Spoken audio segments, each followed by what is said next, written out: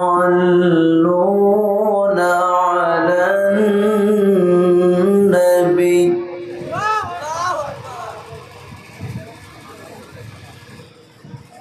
يا أيها الذين آمنوا صلوا عليه وسلموا تسليما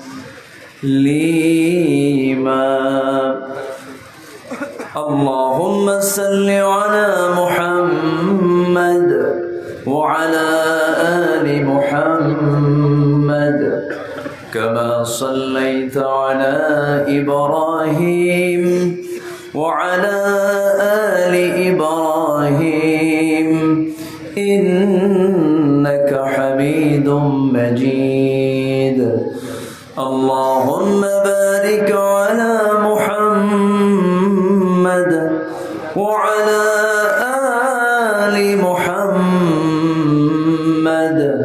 كما باركت على إبراهيم وعلى آل إبراهيم إنك حميد مجيد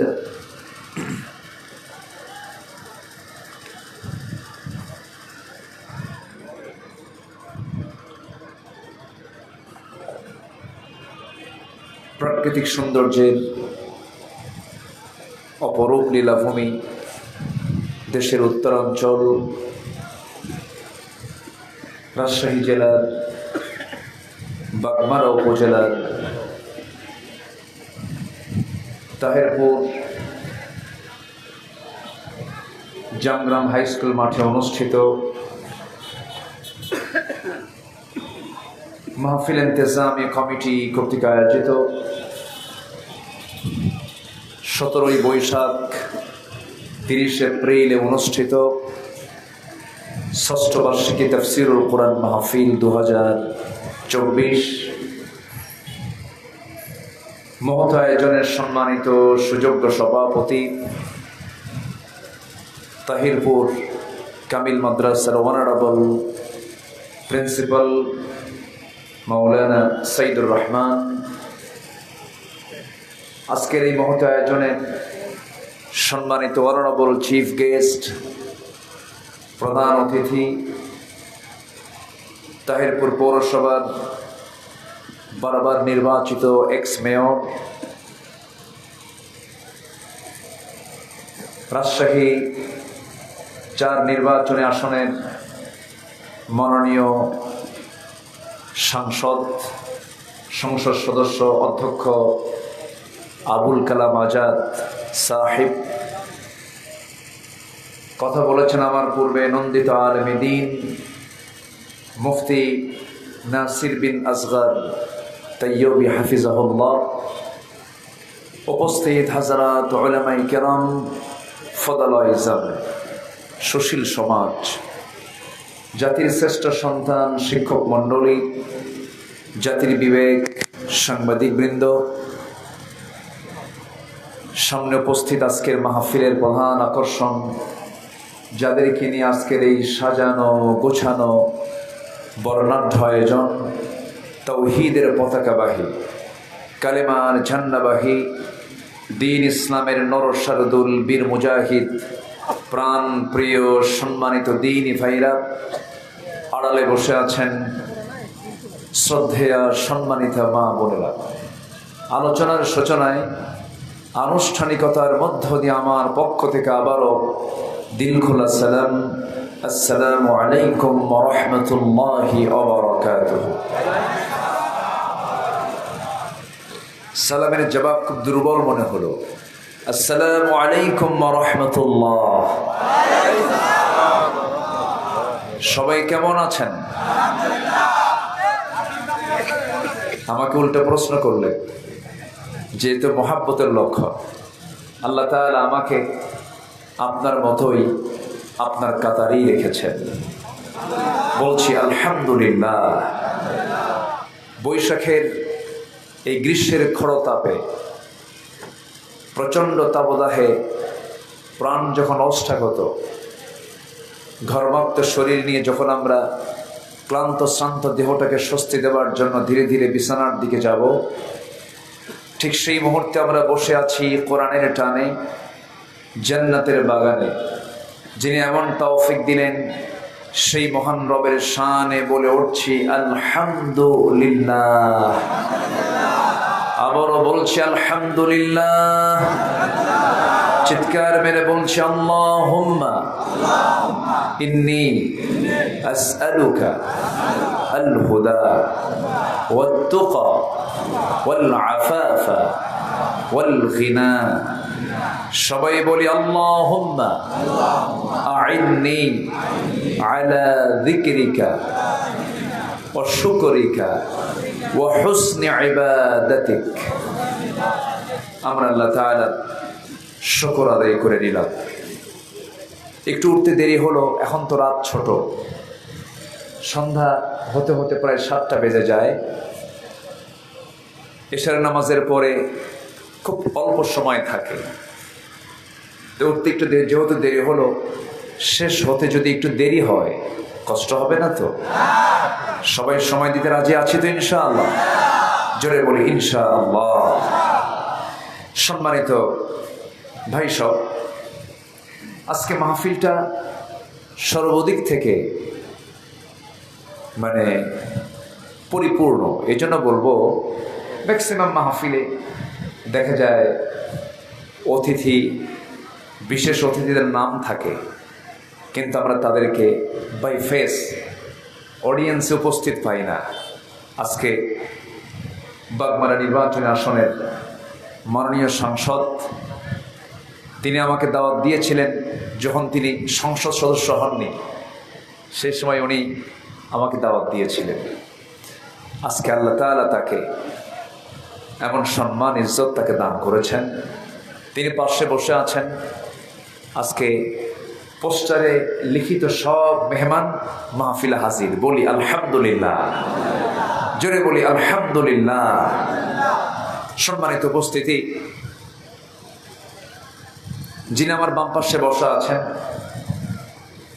তিনিও একজন শিক্ষাবিদ, যিনি আমার ডান পাশে বসে আছেন তিনিও একজন শিক্ষাবিদ। দুজনই প্রিন্সিপাল, মাঝখানে তো আমি কিছুই না। আমি তো ভাঙ্গাচোরা মানুষ, এলেম শূন্য মানুষ। তো যদি কিছু কথা বলতেই হয়, আমি তো আমার নিজের মন গড়া কোনো কথা বলবো না। কোরআন থেকে, কোরআনকে সামনে রেখে কিছু কথা বলতে চাচ্ছি। কোরআন যা বলে মিথ্যা বলে না সত্য বলে? আমরা যদি সত্যবাদী হই, কোরআন যা বলে খারাপ হতে বলে না ভালো হতে বলে? ভালো হতে বলে। আমরা যদি ভালো হই তাহলে কথাগুলো আমাদের ভালো লাগবে। যদি আমরা মিথ্যার আশ্রয় না নেই, মিথ্যাবাদী যদি না হই, তাহলে এই সত্য কথাগুলো আমাদের কাছে তিক্ত মনে হবে না, আমাদের কাছে প্রিয় মনে হবে। আর যদি মিথ্যাবাদীদের যদি মিথ্যাবাদিতার সাথে যদি আমার সম্পর্ক থাকে, যদি আমি আল্লাহ তাআলার নির্দিষ্ট পন্থা অবলম্বন না করে যদি অন্য কোনো পন্থা অবলম্বন করি, তাহলে কোরআনের কথাগুলো ভালো লাগবে না। তো আমরা কোরআন যা বলে আমরা সবাই মানার জন্য শুনতে রাজি আছি তো ইনশাআল্লাহ? জোরে বলি ইনশাআল্লাহ। সম্মানিত ভাইয়েরা, কোরআনে কারীমে আল্লাহ তাআলা, আমি যতটুকু ভাঙ্গাচোরা স্টাডি করেছি, আল্লাহ তাআলার বক্তব্যের মূল নির্যাস কিন্তু একটাই, সেটা হলো তুমি প্যাসেঞ্জার লাইফ ক্রিয়েট করছো, তুমি প্যাসেঞ্জার লাইফ তুমি যাপন করছো। ধরেন আপনি ঢাকা যাবেন, বাগমারা অথবা আপনি পুঠিয়া স্টেশনে গিয়ে আপনি দাঁড়ালেন, একটা বাসে উঠবেন। এই বাসে ওঠার আগ পর্যন্ত যে যাত্রী ছাউনি আছে, যাত্রী ছাউনিতে বসে থেকে অবস্থায় আপনি কি ভাববেন যাত্রী ছাউনি আপনার স্থায়ী বাড়ি? আসতে পারে মনে হবে এরকম? আপনি কি মনে করতে পারেন? যাত্রী ছাউনিতে আমি ততক্ষণ আছি যতক্ষণ না বাসটা না আসে। ঠিক জাস্ট এক্সাম্পল, এটা দুনিয়াটা আমার আপনার কাছে মনে করতে হবে যাত্রী ছাউনির মতো। কি ছাউনির মতো বলেন তো? যাত্রী ছাউনির মতো। জাস্ট আমি কিছুক্ষণ আছি, আমি এরপরে আলেমে বারজাখ পার হয়ে হাশর, মিজান, পুলসিরাত অর্থাৎ আলামুল আখিরাহ, জাস্ট রেজারেকশন ডের আমি মুখোমুখি হতে যাচ্ছি। এরপর আমার আপনার জন্য দুটো পথ খোলা আছে, একটা হলো জাহান্নাম, আরেকটা কি? আরেকটা হলো জান্নাত, আরেকটা কি? জাহান্নাম। জান্নাত এবং জাহান্নাম তৈরি করে রেখেছেন, প্রস্তুত করে রেখেছেন তিনি আমার কে বলেন তো? এই দুটো জায়গাতেই আল্লাহ কাকে ঢুকাবেন বলেন তো? বান্দা কি ঢুকাবে? বান্দাটা বানিয়েছেন কে? আবার জাহান্নামে ঢুকাবেন কে? 10 টাকা আওয়াজ কিন্তু কমে গেছে।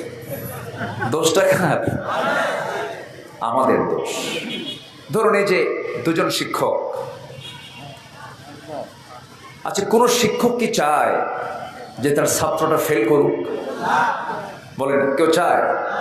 শিক্ষকের চাওয়া হলো প্রত্যেক ছাত্রই আমার পাশ করুক।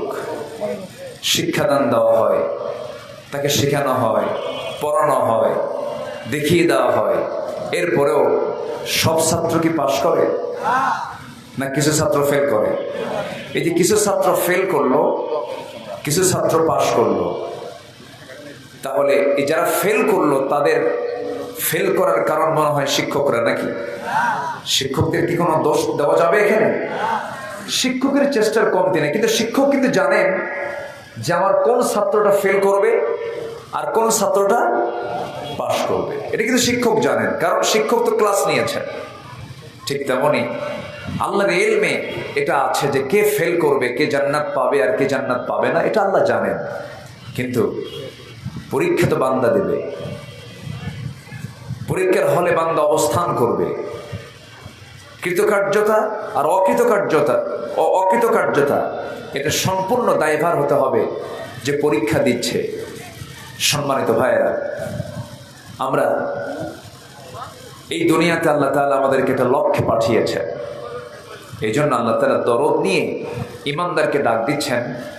সূরাতুল হাশর থেকে আমি শেষ দিকের কয়েকটা আয়াতে কারীম আমি তেলাওয়াত করেছি। আল্লাহ রাব্বুল আলামিন এখানে ইমানদারকে ডাক দিয়ে 4টা কাজের কথা বলেছেন। কয়টা কাজ বলেন তো? এই 4টা কাজ আমরা আজকে শিখে যাব। জোরে বলি ইনশাআল্লাহ। ইমানদারকে ডাক দিচ্ছেন আল্লাহ রাব্বুল আলামিন বলেন, ইয়া আইয়ুহাল্লাযীনা আমানু তাকুল্লাহা ওয়াল তানজুর নাফসুম মা قدمت لغد واتقوا الله إن الله خبير بما تعملون ولا تكونوا كالذين نسوا الله فأنساهم أنفسهم أولئك هم الفاسقون جربوا الله أكبر لا يستوي أصحاب النار وأصحاب الجنة أصحاب الجنة هم الفائزون جربوا الله أكبر الله رب العالمين ইমানদারকে ডাক দিচ্ছেন, ও বিলিভার্স, ও বিশ্বাসী যারা ঈমান এনেছো, ঈমানের দাবিতে যারা বলিয়ান হয়ে আছো, যারা বলছো আমি ঈমানদার, তাদেরকে আল্লাহ রাব্বুল আলামিন ডাক দিচ্ছেন। এরকম করে ইয়া আইয়ুহাল্লাযীনা আমানু বলে আরো একাধিক জায়গায় সম্বোধন করে ডাক দিয়েছেন। আবার ইয়া আইয়ুহাল ইনসান বলেও ডাক দিয়েছেন, ইয়া আইয়ুহান নাস বলেও ডাক দিয়েছেন। আল্লাহ রাব্বুল আলামিন এই জায়গায় ডাক দিয়ে বলছেন, বান্দারে 1 নাম্বার কাজ হবে তুমি কাউকে ভয় করবে না। জীবন চলাচলে জীবনের সকল জায়গায় তোমার দায়িত্ব হলো ভয় করতে হবে একমাত্র কার? আসতে বলবেন না, কার? আল্লাহর ভয় তোমরা করো। আল্লাহর ভয় মানে হলো বান্দা তুমি চলতে নিয়া তোমার লাইফ স্টাইল, তোমার জীবন পদ্ধতি, তোমার গোটা জীবনের যে কর্ম পদ্ধতি, এটাকে পরিচালনা করতে গিয়া কারো হুকুম, কারো আইন কানুন মেনে চলা যাবে না। প্রত্যেকটা জায়গায় আমি আল্লাহ আমার আইন কানুনকে মেনে চলবে, পদ্ধতিগুলো মেনে চলবে। এটাই হলো আমার প্রতি ভয় দেখা, আমার প্রতি ভয় থাকা, আমার প্রতি সম্মান রাখা। আমি যে তোমার রব, আমি যে তোমার প্রভু, আমি যে হুকুমগুলো করেছি সে হুকুমগুলো তোমার মেনে নেওয়া তোমার জন্য দায়িত্ব। আমাকে তুমি যদি ভয় করতে পারো, আল্লাহ রাব্বুল আলামিন এই তাকওয়ার ফলাফল বহু জায়গায় দিয়েছেন। এক জায়গায় সুন্দর করে বলছেন, ওয়া আম্মা মান খাফা মাকামা রাব্বিহি ওয়া নাহান নাফসা আনিল হাওয়া ফাইন্নাল জান্নাতা হিয়াল মাওয়া। জোরে বলুন আল্লাহু আকবার।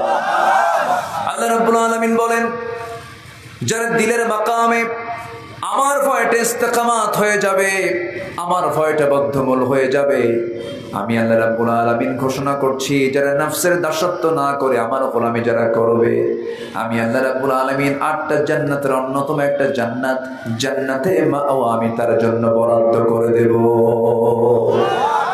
তাহলে এই দিলে ভয় যদি রাখতে হয়, কার ভয়টা রাখবো? আসতে বলবেন না, কার ভয়টা রাখবো? আল্লাহ ছাড়া কাউকে ভয় করা কি জায়েজ আছে নাকি? পৃথিবীর মানুষ কি মানুষকে ভয় করতে পারে? মানুষ ভয় করবে কাকে? আসতে বলবেন না, কাকে? সবচাইতে আমাকে বড় পুরস্কার দিতে পারেন তিনি কে? সবচাইতে বড় ভয়ঙ্কর শাস্তি দিতে পারেন আমাকে তিনি কে? আল্লাহ তাআলা। ইউআযযিবু মান ইয়াশা ওয়া ইয়াগফিরু লিমান ইয়াশা। আল্লাহ যাকে চান শাস্তি দেন, আল্লাহ যাকে চান ক্ষমা করে দেন। এখন বিষয়টা হলো, শাস্তির কিন্তু ক্লাস আছে। যেরকম আপনি একজনকে চপেটাঘাত করলেন, থাপ্পড় মারলেন, থাপ্পড় মারলে কিন্তু আপনার ফাঁসি হবে না, বড় জোর হয়তো এটার জন্য কিছু লঘু শাস্তি আপনার হবে। কিন্তু আপনি একজনকে খুন করে ফেললেন, খুনের শাস্তি আর থাপ্পড় মারার শাস্তি কি একরকম? একরকম না। শাস্তিও কি একরকম না?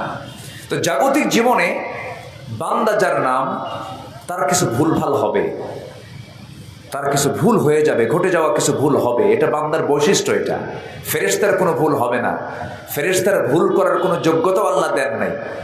ফেরেশতার ভিতরে কোনো কামনা বাসনা দেননি।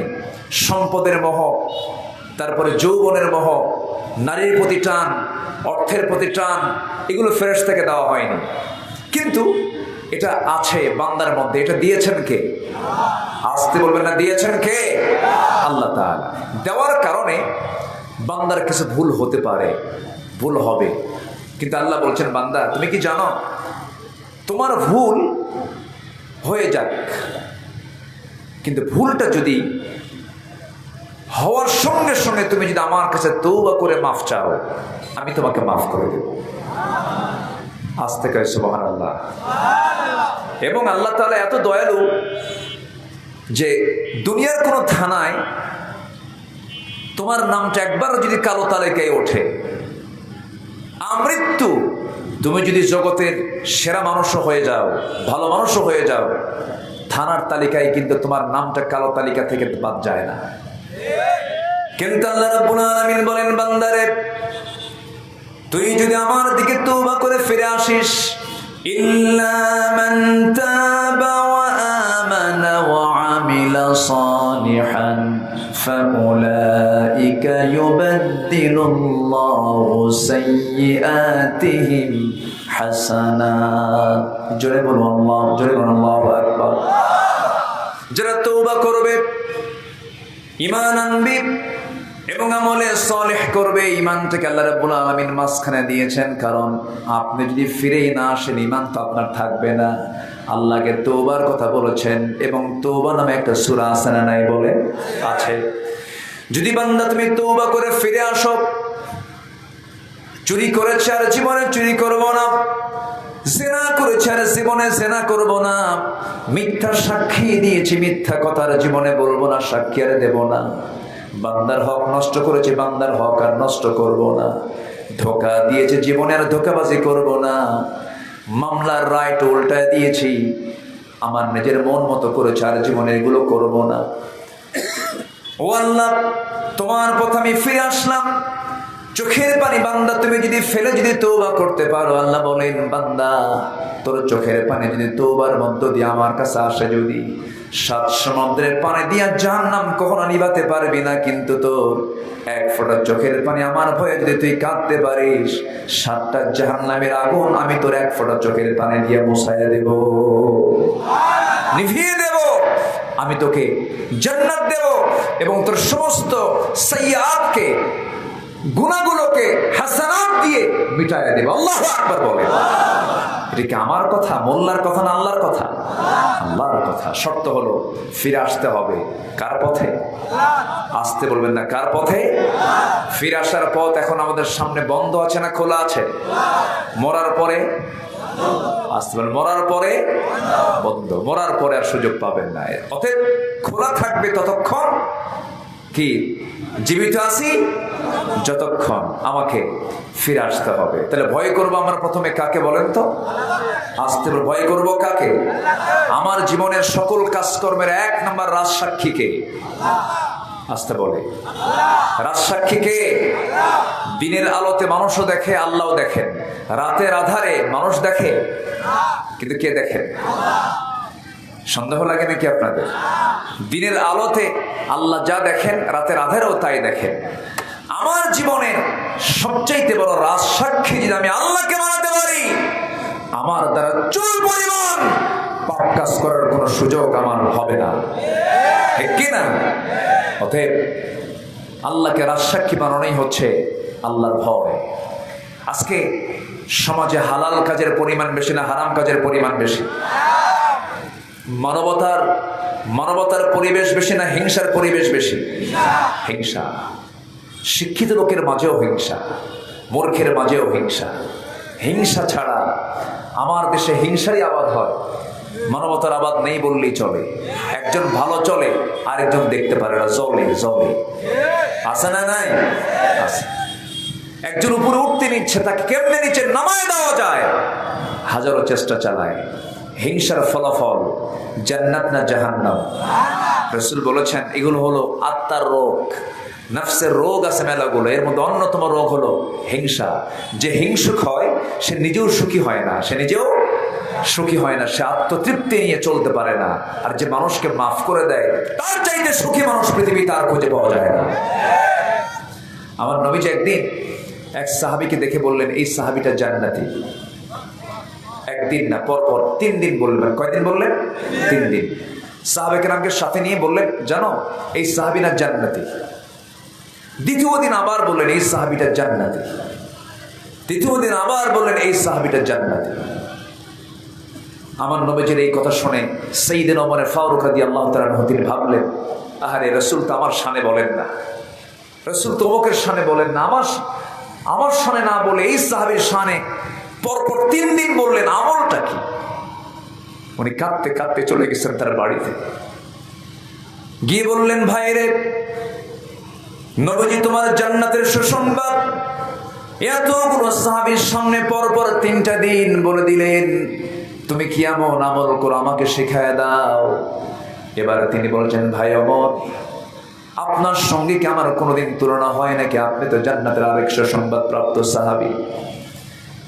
কিন্তু রাসূল জামার শানে বললেন, কেন বললেন, কি জন্য বললেন আমি নিজেও জানি না, তবে আমার অনেকগুলো ভাঙ্গা চূড়া আমলের মধ্যে একটা আমল হলো, আমি যখন রাতের বেলা ঘুমাতে যাই, ঘুমানোর পূর্বে আমি যে দোয়াটা করি, সেই দোয়া পড়ার পূর্বে আমি চিন্তা করি, এই যে সকাল থেকে রাত পর্যন্ত কত লোকের সঙ্গে আমি চলাফেরা করলাম, লেনদেন করলাম, কথাবার্তা বললাম, এই চলাফেরার মাঝে যতগুলো ভুল করে ফেলেছি, যত অপরাধ করে ফেলেছি, এর জন্য আমি আল্লাহর কাছে মাফ চাই।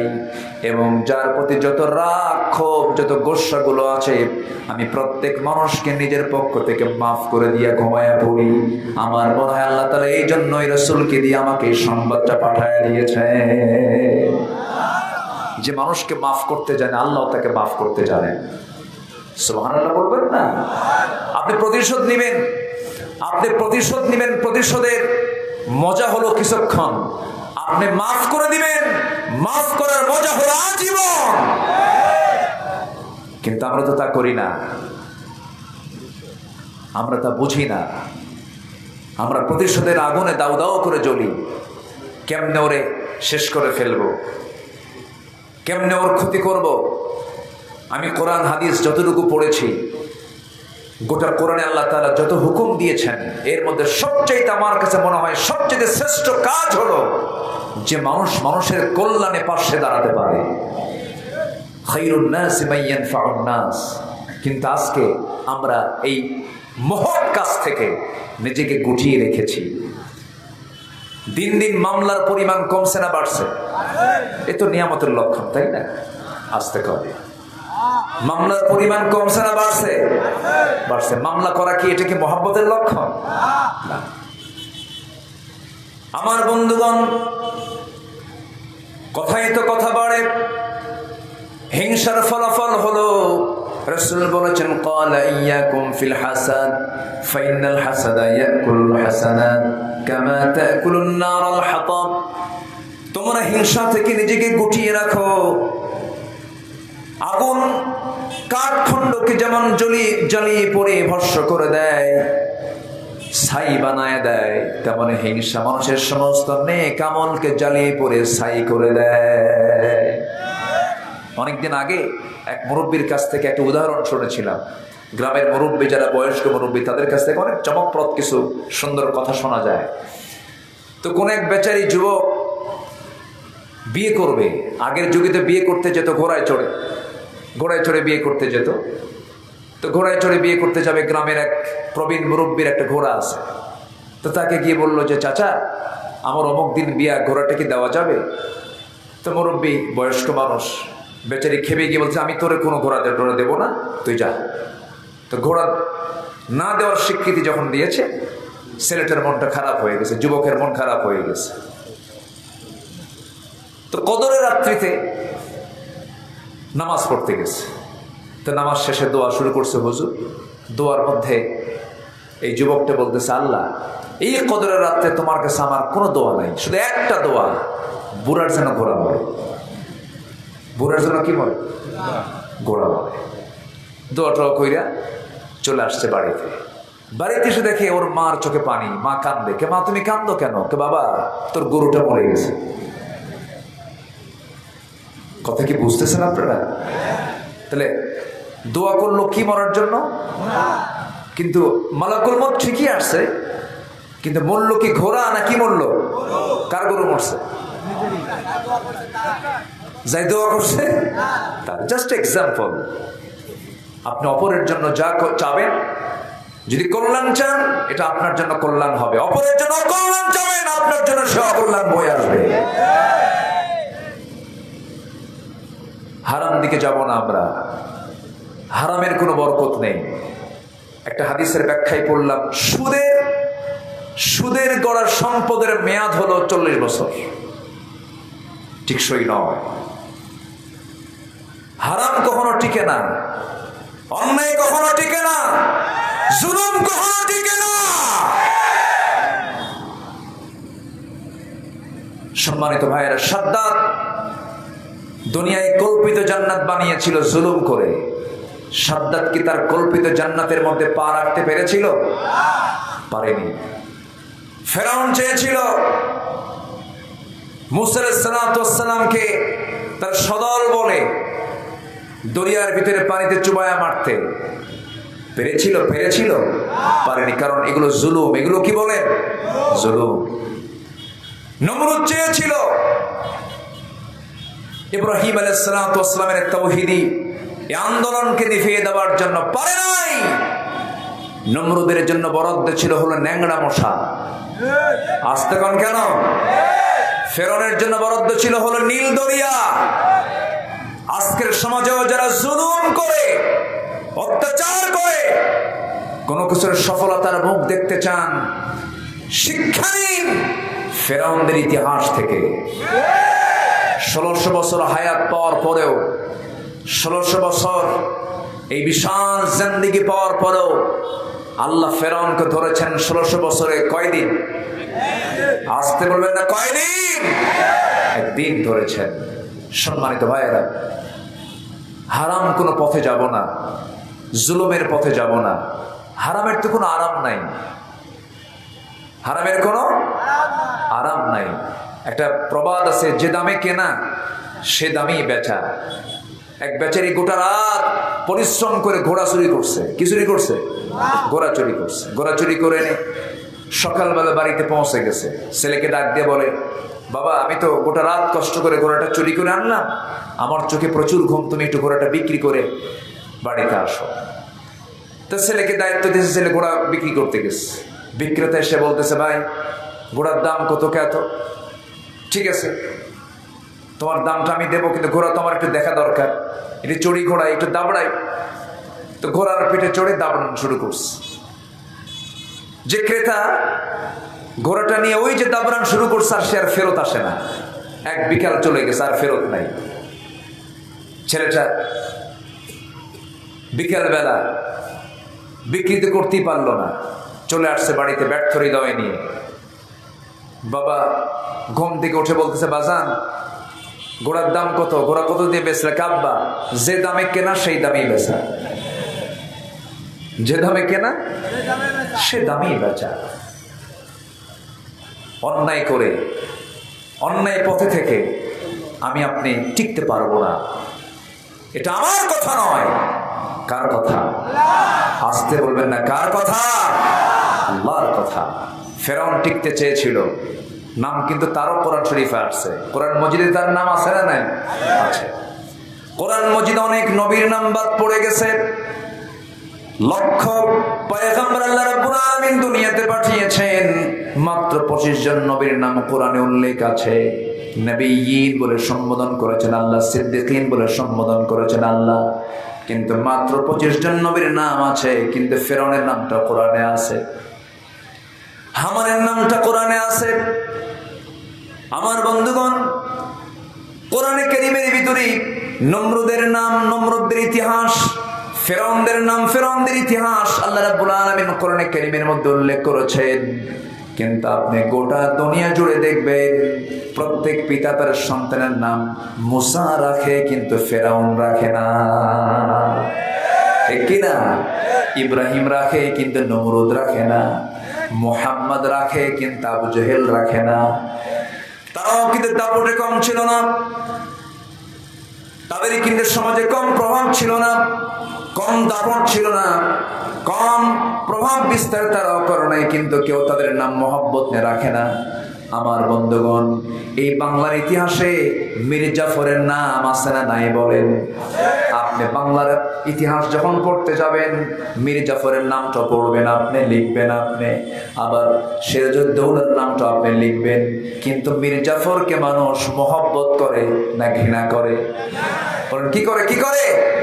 ঘৃণা করে। কেন? এর কারণটা কি? এর মূল কজটা কি?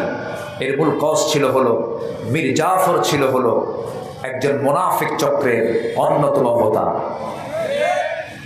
সে ছিল স্বজাতি বিদ্বেষী একজন মানুষ। অর্থাৎ সে তার জাতকে, সে তার গোত্রকে, সে তার নিজের মানুষের সঙ্গে প্রতারণা করেছে, বিশ্বাসঘাতকতা করেছে। এই জন্য ইতিহাসে তার নামটা আছে সুনামে না কুনামে?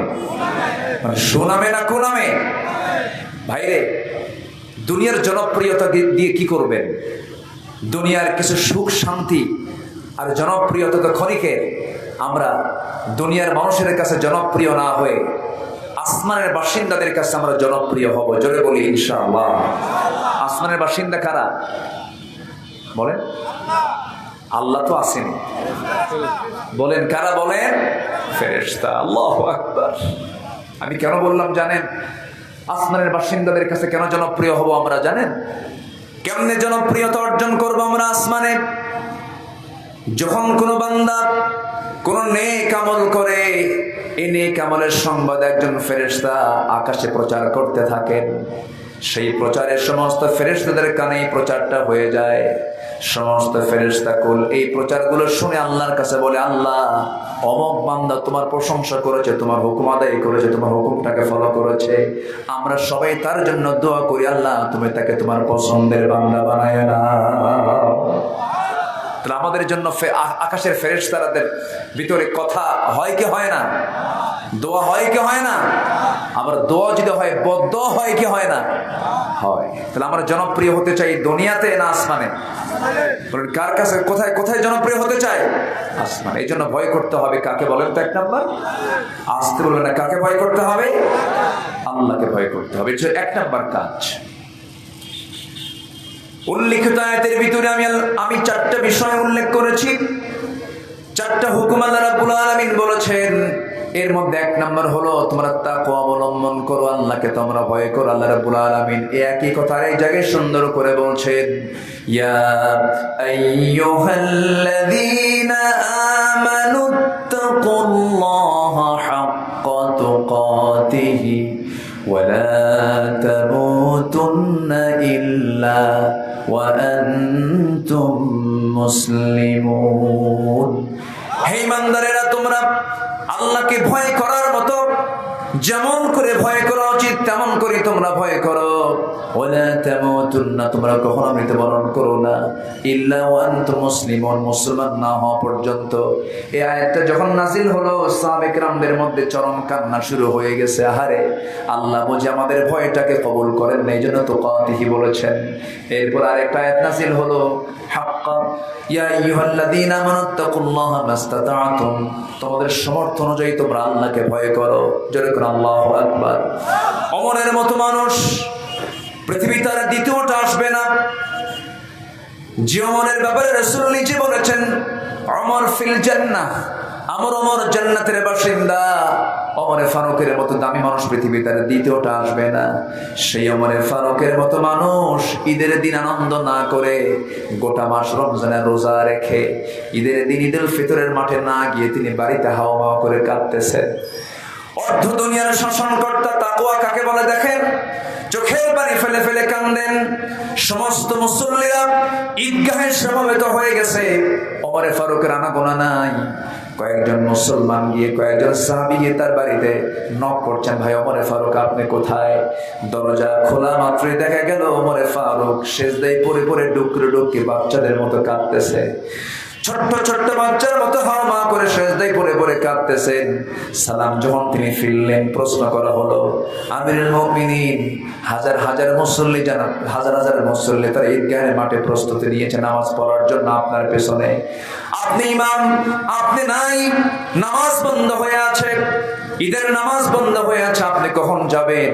ওমরে ফারুক বলছেন, তোমরা আনন্দ করছো ভালো কথা, ঈদের দিনটা তোমরা পেয়েছো, আনন্দ করছো, হয়তো তোমরা সিগন্যাল পেয়েছো রমজানের মাধ্যমে আল্লাহ তাআলা তোমাদেরকে মাফ করে দিয়েছেন, কিন্তু এখন পর্যন্ত আমি আল্লাহর কাছ থেকে কোনো সিগন্যাল পাই নাই আল্লাহ আমার রমজানের মধ্য দিয়ে আমার গুনাহগুলো মাফ করেছেন কিনা।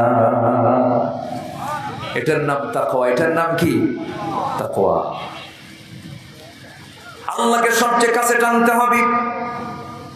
ভাইরে, এই যে আমরা বসে আছি, আজকে দুপুরবেলা আমার খুব কাছের মানুষ, পাবনা ইসলামী আলিম মাদ্রাসার একজন প্রভাষক, বড় আলেমে দিন তিনি ছিলেন, মরহুম হয়ে গেছেন, এখন মাকবুর হয়ে গেছেন।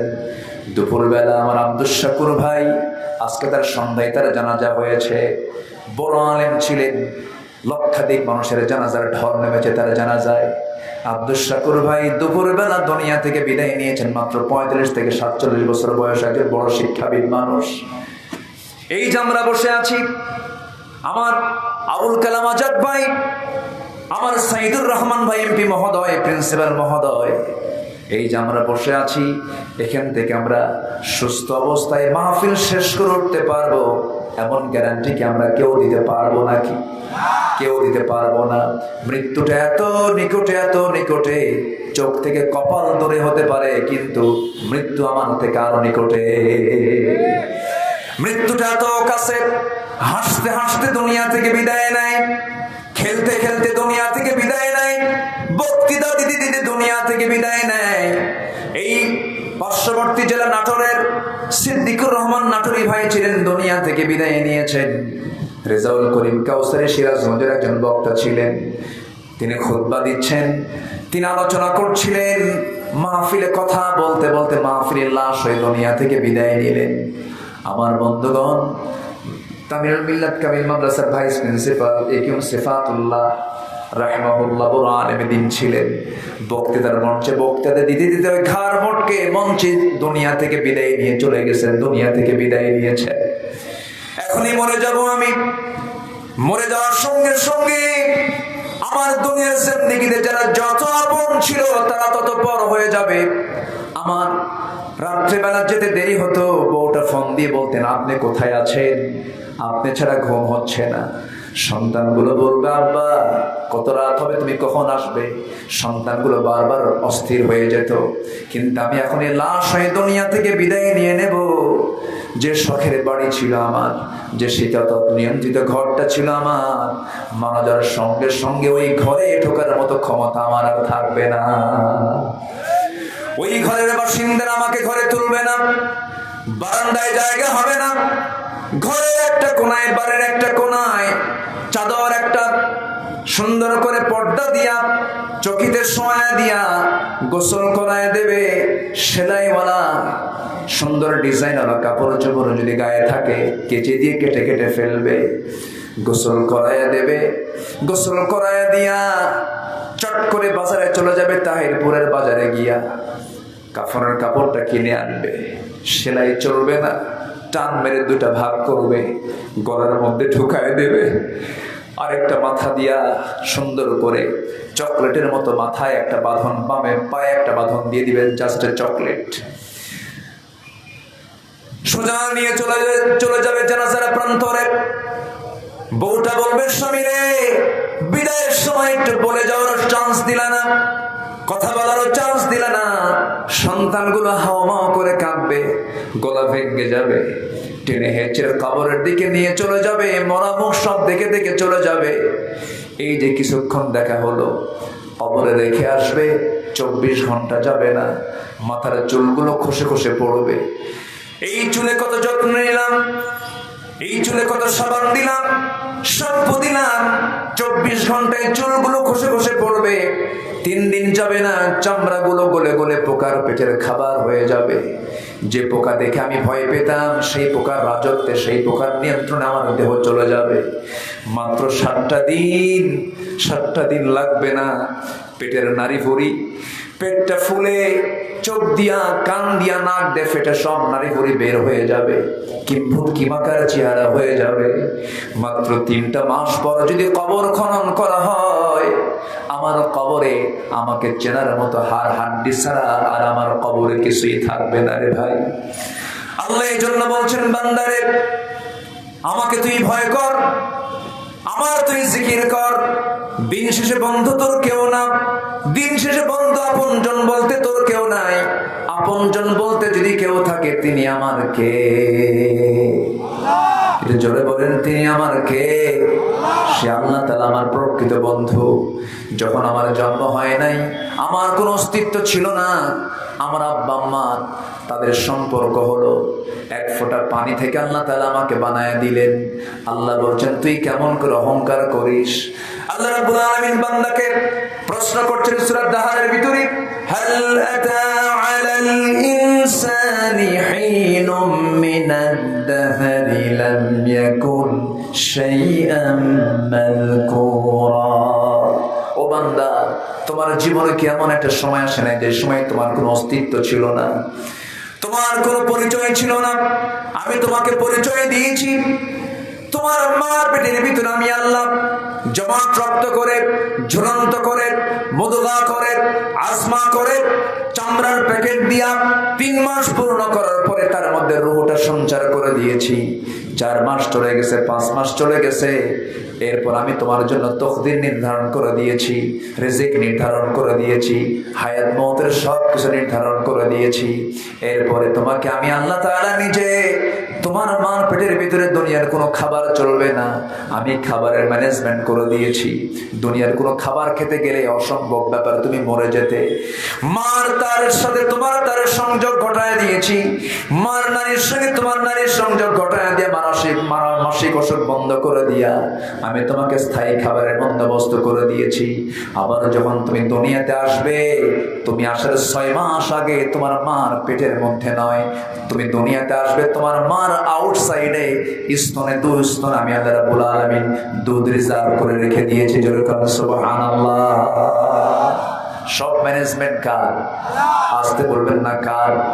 এই জন্য আল্লাহ রাব্বুল আলামিন আরেক জায়গায় প্রশ্ন করছেন, কাইফা তাকফুরুনা বিল্লাহি ওয়া কুনতুম আমওয়াতান ফাআহয়াকুম সুম্মা ইউমীতুকুম সুম্মা ইউহয়ীকুম সুম্মা ইলাইহি তুরজাউন। বান্দা, তুমি আমাকে কেমন করে স্বীকার করো? তুমি তো মৃত্যু ছিলে, আমি তোমাকে জিন্দা করেছি, আবার তোমাকে মৃত্যু দেব, আবার তোমাকে জিন্দা করব। আমার বন্ধুগণ, আমাকে আপনাকে আবার ফিরে যেতে হবে কার সামনে? আসতে বলবে না কার সামনে? আমরা আল্লাহর সামনে হাজির হতে চাই বেইজ্জত নিয়া না ইজ্জত নিয়া। বলেন বেইজ্জত নিয়া না ইজ্জত নিয়া। বাম হাতে আমলনামা নিয়ে না ডান হাতে আমলনামা নিয়া, ডান হাতে আমলনামা নিয়া। আমার বন্ধুগণ, ডান হাতের আমলনামা কিন্তু গাঁজা খাওয়া নয়, ডান হাতের আমলনামা কিন্তু নেশা করা নয়, ডান হাতের আমলনামা কিন্তু বনের সম্পত্তি মেরে খাওয়া নয়, ডান হাতের আমলনামা কিন্তু মানুষের হক নষ্ট করা নয়, ডান হাতের আমলনামা কিন্তু মানুষকে ঠকানো নয়, ডান হাতের আমলনামা কিন্তু সুদের কারবার নয়। ডান হাতের আমলনামা হলো 1 নাম্বার হলো 5 ওয়াক্ত নামাজ পড়া, কার হক আদায় করা। আসতে বলবেন না কার হক আদায় করা। আল্লাহ রাব্বুল আলামিন রাষ্ট্রীয় ক্ষমতা যারা পাবে, যাদের কণ্ঠবট আইন পাস হবে, আল্লাহ রাব্বুল আলামিন তাদের জন্য স্পেশাল আয়াত একটা দিয়েছেন। ও দুনিয়ার জীবনে যারা রাজত্ব পেয়েছো, যারা ক্ষমতা পেয়েছো, যারা পাওয়ার পেয়েছো, তোমাদের কাছে আমার 4টা হুকুম দিয়ে দিলাম। তোমরা যখন ক্ষমতা পেয়ে যাবে 4টা বিধান সমাজে চালু করে দেবে। আমি আল্লাহ তাআলা লা ফাতাহনা আলাইহিম বারাকাতিন মিনাস সামাই ওয়াল আরদ, আমি আল্লাহ তাআলা আসমান জমিনের সমস্ত বরকতের দরজা খুলে দেব। শুনবেন শুনবেন শুনবেন।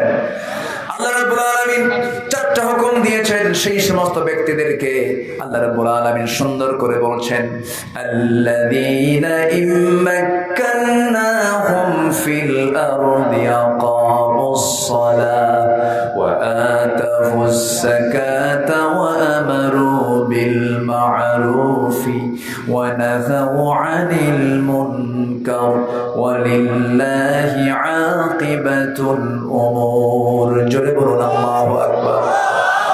আমি দুনিয়ার জিন্দেগিতে যাদেরকে রাষ্ট্রীয় ক্ষমতা দেব, পাওয়ার দেব, যাদের কণ্ঠবট আইন পাস হবে, যারা কথা বললে সেই কথাটাই আইন হয়ে যাবে, তাদের জন্য আমি 4টা দফা দিয়ে দিলাম। 14 দফা লাগবে না, 8 দফা লাগবে না, 20 দফা লাগবে না, মাত্র 4টা আইন তারা যেন সমাজে চালু করে দেয়। নাম্বার 1 হলো তারা যেন নামাজ কায়েম করে। তারা যেন কি কায়েম করে? নামাজ কায়েম করে। নাম্বার 2 হলো তারা যেন যাকাত আদায় করে। নামাজটা কার হক? আসতে বলবেন না কার হক? আমি আজকে খুব ধন্য যে আজকে আমার শ্রোতা মণ্ডলী যারা আছেন, এমপি থেকে শুরু করে সাধারণ মানুষ পর্যন্ত আছেন। আলহামদুলিল্লাহ, জোরে বলি আলহামদুলিল্লাহ।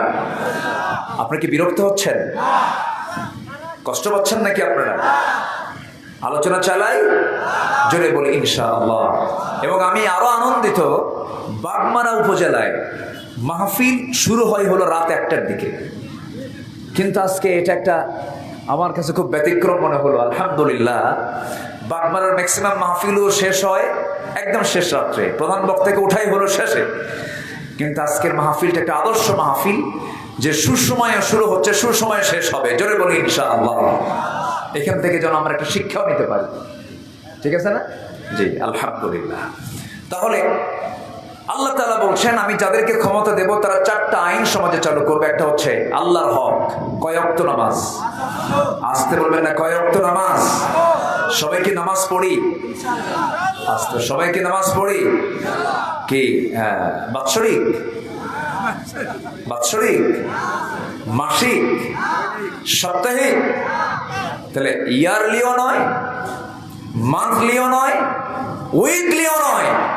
আল্লাহ দেখতে চান ডেইলি, দৈনিক 5 ওয়াক্ত নামাজ। আসল মুসল্লি কি ইয়ারলি না ডেইলি? বলেন, বাৎসরিক না দৈনন্দিন? আমরা দৈনন্দিন নামাজ পড়বো। কয় ওয়াক্ত? আসতে বলবো না, কয় ওয়াক্ত?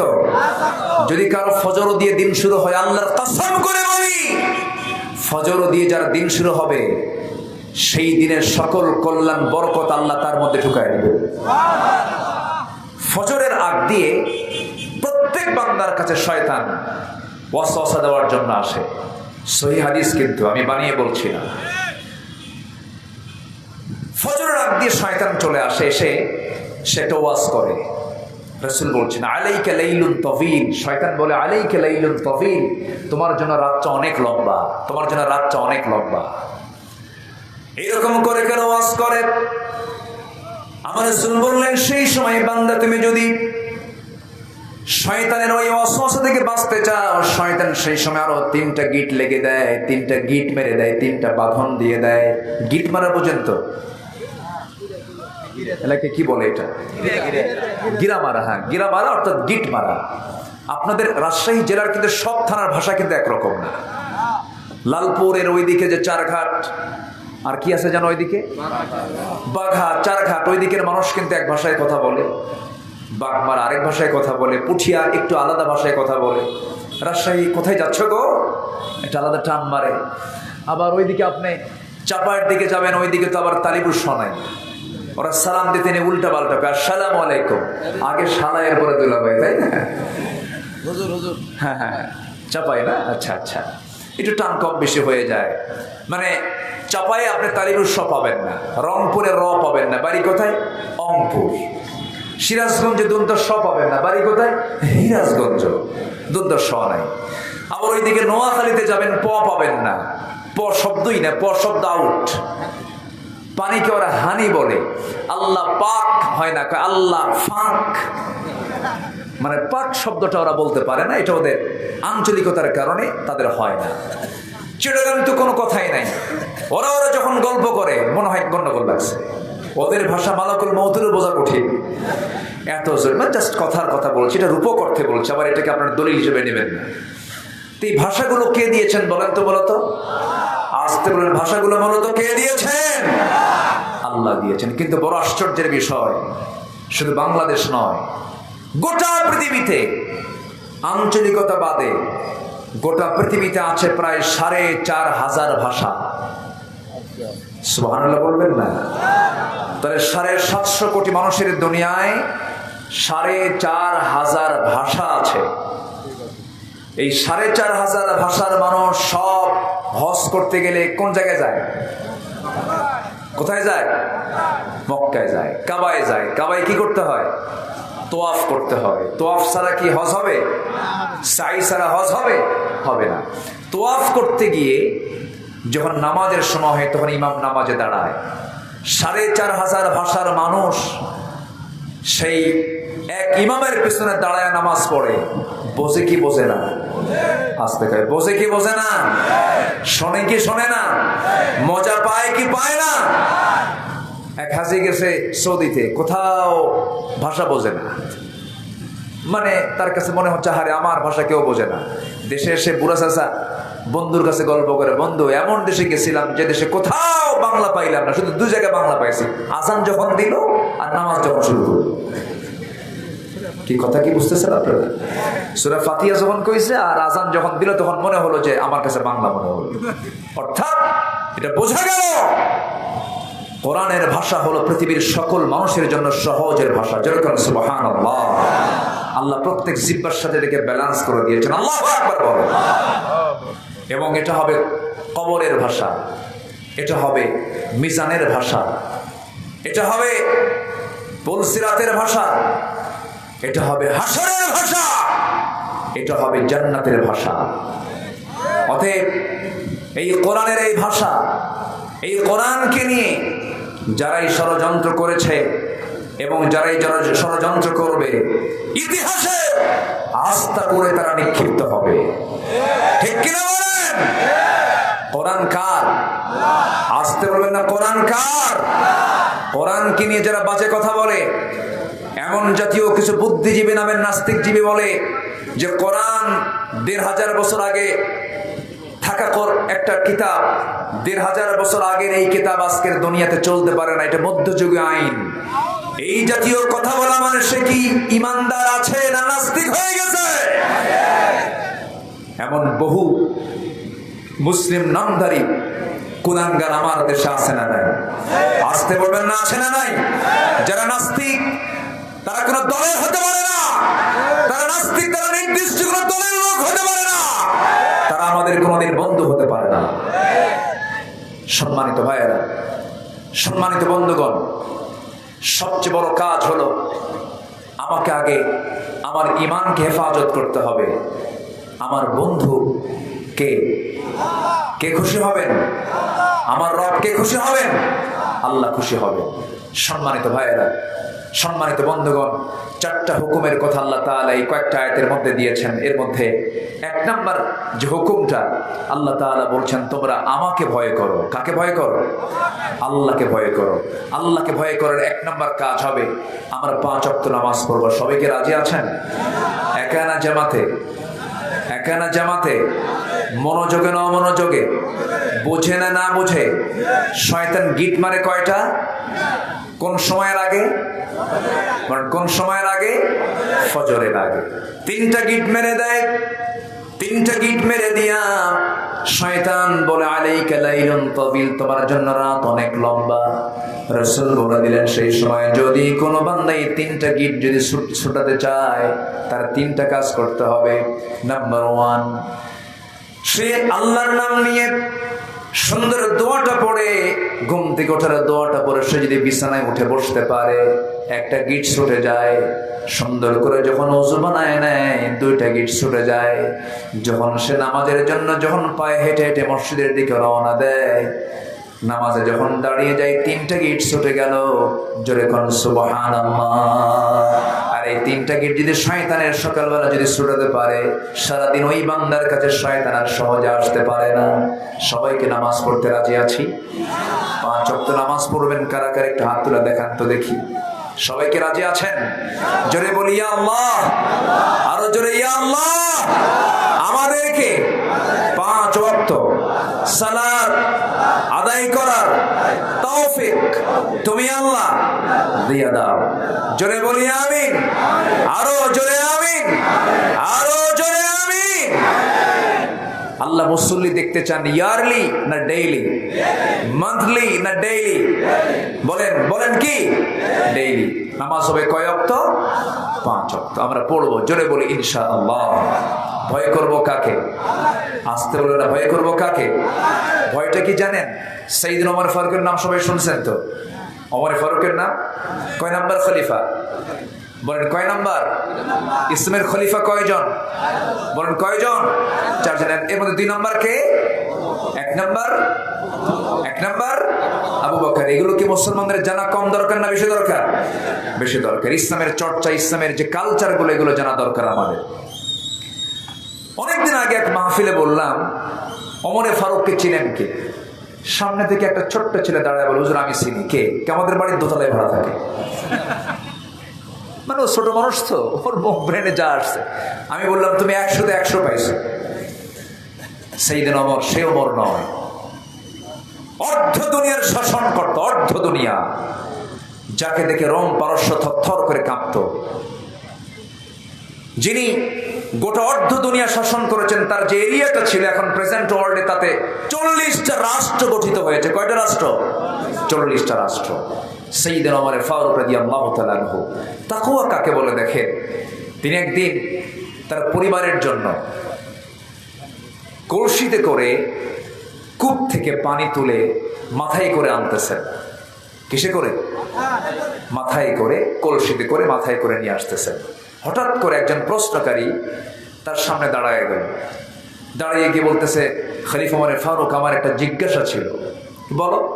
কে? মাথায় কলসি আমি জিজ্ঞাসা করি কেমনে, দয়া করে মাটিতে নামান। উনি করলেন কি, মাথার কলসিটা মাটিতে নামায়া উনি হাঁটুতে রাখলেন। কোথায় রাখলেন? হাঁটুতে। হাঁটুতে রেখে বললেন, কি প্রশ্ন বলো। প্রশ্নকারী বলে ফেললেন, সাইয়েদনা ওমর মাথায় ছিল, সেটাই তো সহজ ছিল, আপনি হাঁটুতে রেখে আপনার কষ্টের পরিমাণটা বেড়ে গেল, দয়া করে মাটিতে রাখলে ভালো হয়।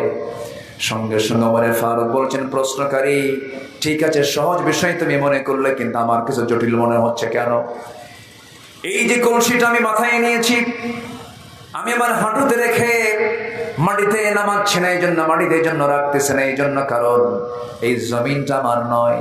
এই জমিনে যখন এই কলসি যখন আমি রাখতে যাব, কলসির তলা হলো ভেজা, এই জমিনে রাখার সঙ্গে সঙ্গে এই জমিন থেকে কিছু মাটি কলসির তলায় লেগে যাবে।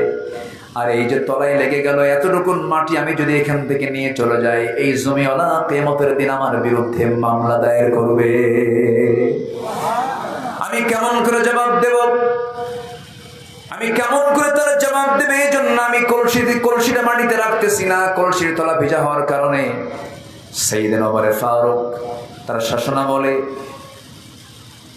তার বাইতুল মালে, তার রাষ্ট্রীয় খাজানায় গুদামের ভিতরে কিছু খাদ্য চলে আসছে, কিছু খেজুর চলে আসছে, কিছু আপেল চলে আসছে। সেই খেজুর আপেলগুলো তিনি বন্টন করবেন। বন্টন শুরু হয় না, বন্টনের আগে তার ছোট্ট ছেলে সাইয়েদনা ওমর ফারুকের সামনে আসলেন। এসে বাপকে না বলেই করলেন কি, একটা আপেল তার হাতের মধ্যে উঠায় নিলেন। আপেলটা যখন ছোট্ট ছেলে উঠায় নিয়েছে, মুখের মধ্যে নেওয়া মাত্রই ওমর ফারুক খেপে রেগে গিয়ে ছেলেটার মুখের মধ্যে নখ ঢুকায় দিয়া আপেলটা বের করে বলছে, বাজান রাগ করিস না, যা তোর মার কাছে চলে যায়, আপেল তোর খাওয়া যাবে না। ছোট্ট ছেলেটা কান্নাকাটি করে মার কাছে গিয়ে বলতেছে, মা, আব্বা আমার মুখ থেকে আপেলটা খুলে নিয়েছে, বের করে নিয়েছে, আমাকে খেতে দেয় নাই। সাইয়েদনা ওমর ফারুক রাদিয়াল্লাহু তাআলা আনহু বাড়ির মধ্যে ঢুকলেন। ঢোকা মাত্র স্ত্রী বলছেন, স্বামী আমার, খলিফাতুল মুসলিমিন, আপনি মন খারাপ করবেন না, বিচার সঠিক করবেন, ভালো কথা, কিন্তু ছোট্ট এই বাচ্চাটা একটা আপেল নহে মুখে দিয়েছে, সে আপেলটা মুখ থেকে বের করার কি দরকার ছিল? আমরা নহে যে ভাগে আপেলটা পাবো, সে আপেল হতে একটা আপেল নহে কম নিতাম। অযথা একটা সন্তানকে আপনি কাঁদায় ফেলেন, ছোট্ট বাচ্চাকে কাঁদায় ফেললেন। ওমর ফারুক বলছেন, আমার স্ত্রী, মন খারাপ করো না, মন খারাপ করো না স্ত্রী, সন্তানের দরদ তোমারও আছে, আমারও আছে, কিন্তু তুমি কি এটা নিশ্চিত বলতে পারবে এই যে আপেলগুলো বন্টন হয় নাই, এই আপেলগুলো যখন বন্টন করা হবে, সবাই যা পাবে আমিও তাই পাবো, কিন্তু বন্টনকৃত আমার ভাগে যে আপেলগুলো পড়বে, সে আপেলের মধ্যে ওই আপেলটাকে পড়বে যে আপেলটা তোমার সন্তান মুখে নিয়েছিল না, তা তো আমরা গ্যারান্টি দিতে পারবো না। অতএব বন্টনের আগে কোনো সম্পদ আমি কারো হাতে দিতে চাই না। যেরকম সুবহানাল্লাহ। তাকওয়া কাকে বলে? সাইয়েদনা ওমর ফারুক রাদিয়াল্লাহু তাআলা আনহু রাষ্ট্রের কিছু মধু পেয়েছেন, এক বোতল মধু নিয়ে তিনি বাড়িতে আসলেন। আসার পরে বউকে বলছেন, বউ আমার শোনো, এই যে মধুটা দিলাম তোমার হাতে, আমার প্রতিবেশী মোট 5 জন আছে, 5 জন প্রতিবেশী সহ আমি সহ 6 জন, এই 6টা ভাগ তোমাকে সুন্দর করে করতে হবে।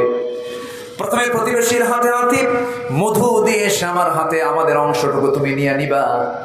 এই মধুর বোতল হস্তান্তর করার সঙ্গে সঙ্গে ওমর ফারুক বলছেন, স্ত্রী মন খারাপ করো না, মধু তোমাকে ভাগ করতে দেব না। আস্তে করে মধুর বোতল নিয়ে নিলেন। বলেন তো, বউয়ের হাতে মধু ভাগ করার দেওয়ার দায়িত্ব দেওয়ার পর সেই মধুর বোতল যদি হাতে আবার ফেরত না হয়, খুশি হওয়ার কথা না রাগ হওয়ার কথা? শুধু রাগ না, ভালোই রাগ। আস্তে কয়, হ্যাঁ কিছু লাগবে তো নাকি? স্বামী স্ত্রীর মধ্যে লাগে না? না, মনে হচ্ছে আপনারা সবাই ফেরেশতা হয়ে গেছে। স্বামী স্ত্রীর মধ্যে কি দ্বন্দ্ব হয়? আজ থেকে দ্বন্দ্ব হয়। যদি দ্বন্দ্ব নাই লাগে, মহব্বত জমবে কেমনে? কিছু দ্বন্দ্ব তো লাগতেই হয়। কেসার লাগলে মহব্বত কমে না বাড়ে? কিন্তু মাত্রাতিরিক্ত হওয়া যাবে না। আবার মাত্রাতিরিক্ত হলে আবার এমপি সাহেবদের লাগে, চেয়ারম্যান সাহেবদের লাগে।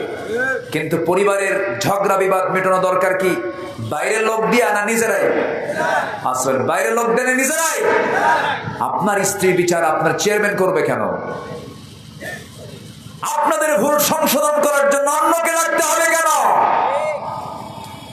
এর মূল কারণ হলো নিজেদের মধ্যে সেই দ্বীনের জ্ঞানটুকু নাই, বুঝটুকু নাই। সম্মানিত ভাইয়েরা, গন্ডগোল করতে করতে এক পর্যায়ে তালাক পর্যন্ত দিয়ে দেয়। তালাক দিয়া রাগের মাথায় তালাক দিয়ে আমাদের কাছে এসে বলে, হুজুর কাম তো সারছে। কি করছো? হুজুর মালয়েশিয়া ছিলাম, মালয়েশিয়া থেকে ভিডিও করে তালাক মারছে 100টা। আছে কোথায়? মালয়েশিয়া। বউ আছে কোথায়? বাংলাদেশ। তো কত হাজার মাইল দূরে ভিডিও করে ফোন দিতে দিতে রাগ উঠছে, তালাক দিয়ে বলে, হুজুর কাম সারছে হুজুর, হুজুর আমার মেয়ে বাচ্চা আছে, ছেলে বাচ্চা আছে, হুজুর রাগের মাথায় তালাক দিছে। হুজুর একটা ফতুয়া জিজ্ঞাসা, কি রাগের মাথায় তালাক দিলে কি তালাক হয়? দেখছেন কি ফতুয়াটা জিজ্ঞাসা করবো। আচ্ছা, কেউ কি মহাব্বত করে তালাক দেয়? কেউ কি কার বউকে ডাক দিয়ে বলে, ময়না রাগ করো না, আমি না তোমার তালাক দিলাম, এরকম করে কি মহাব্বত করে তালাক দেয়? তালাকের সম্পর্ক কি মহাব্বতের সাথে না ঘৃণার সাথে? তালাকের সম্পর্ক মহাব্বতের সাথে না রাগের সাথে? রাগের সাথে। অসংখ্য পরিবার আছে তালাক দিয়া আবার সেই বউ কিনে সংসার করে, মানে জেনার সংসার বানায় ফেলেছে তারা। ঠিক কিনা? ভুল বলছি আমি ভুল বলছি? এই রাগারাগি আল্লাহ পছন্দ করেন না। কিছু খুনসুটি হয়, কিছু অভিমান হয়, কিছু রাগ হয়, কিন্তু বউকে পিটানো তো সুন্নতে মুআক্কাদা। সবাই মুসকে মুসকে হাসে। এখানে বউ পেটার স্বামী নাই তো নাকি? এত আছে, কাম সারছে। হ্যাঁ, এখানে বউ পেটার স্বামী আছে নাকি? নাই। মান সম্মান আছে না? মনে করবো নাই। যদি থাকেও যৎকিঞ্চিত থাকলে আজকের থেকে সংশোধন হয়ে যাবেন। আমার নবীজি কোন স্ত্রীকে মেরেছেন এমন কোন হাদিস, একটা দুর্বল হাদিসে কেউ দেখাতে পারবেন না, কেউ দেখাতে পারবেন না। আমার নবীজি 4 স্ত্রীর সামনে একদিন বসা। কয় স্ত্রীর সামনে? 4 স্ত্রী। আচ্ছা, এক স্ত্রী পালা সহজ না 4 স্ত্রী পালা সহজ? হ্যাঁ, একটা। 4 স্ত্রী পালা কি কঠিন না? আসতে কয় কঠিন না সহজ? কঠিন। 4 স্ত্রীর সামনে রাসূল বসা। হঠাৎ করে একজন বলতেছে, হুজুর আপনি কাকে সবচেয়ে বেশি ভালোবাসেন? আমার রাসূল বললেন, কেন আমাদের মধ্যে গন্ডগোল লাগছে? 4 জনই বলে আমাকে, কিন্তু আপনার মুখ থেকে আমরা শুনতে চাই। বলেন তো, প্রশ্ন কি সহজ না জটিল? শুধু জটিল না অতি জটিল? অতি জটিল। আমার রাসূল বললেন, শোনো, তোমরা আমাকে যে প্রশ্ন করছো এটার জবাব আমি আগামীকালকে সকালবেলা দিয়ে দেবো। যাও। 4 জনকে ঘরে পাঠায় দিলেন। আমার নবীজি করলেন কি, সন্ধ্যা হয়ে গেল, হাতের মধ্যে 8টা খেজুর নিলেন, 2টা করে প্যাকেট করলেন, 2টা করে খেজুর বরাদ্দ করলেন। প্রতিমা আম্মা জান আয়েশার ঘরে ঢুকে বললেন, আয়েশা আমি তোমাকে দারুণ ভালোবাসি, আমি তোমাকে মহব্বত করি, আমি তোমাকে 2টা খেজুর মহব্বত করে দিয়ে গেলাম, কিন্তু তোমাকে 2টা খেজুর যে দিয়ে গেলাম এই কথা যেন অন্য কোনো স্ত্রী কানে না যায়, সাবধান। দ্বিতীয় স্ত্রী ঘরে গিয়ে এরকম কথাই বললেন, 2টা করে খেজুর দিলেন। 4 স্ত্রী ঘরে গেলেন, সমান করে হক আদায় করলেন, সুন্দর করে মিষ্টি কথা বললেন। এরপরে তিনি চলে আসলেন। পরের দিন সকালবেলা বুক ভরা আশা নিয়ে 4 জনই নবীর সামনে গিয়ে দাঁড়াইছে। এবার প্রশ্ন করছে, হুজুর আপনি আজকে জানাতে চেয়েছেন আপনি কাকে সবচেয়ে বেশি ভালোবাসেন? রাসূল বলেন, গত রাত্রিতে আমি যাকে লুকোচুরি করে 2টা খেজুর দিয়ে আসছি আমি তাকেই সবচেয়ে বেশি ভালোবাসি। যা, সুবহানাল্লাহ বলবেন না? Manage marriage life, manage life, marriage life, manage life. বিবাহিত জীবন হলো ম্যানেজ করার লাইফ। তাকে বুঝাতে হবে। বুদ্ধি বেশি কার, নারীর না পুরুষের? আসতে কয়। এটা কি আমার কথা? কার কথা? আসলে কার কথা? সাক্ষী যদি নিযুক্ত করা হয়, ইসলাম বলে পুরুষ যদি হয় 1 জন, নারী হবে কয়জন? কেন? আল্লাহ তো 2 জন নাও বলতে পারতেন, 1 জনও বলতে পারতেন। আল্লাহ জানেন যে সাক্ষী মেয়েদের কয়জন লাগবে, আল্লাহ ভালো করে জানেন।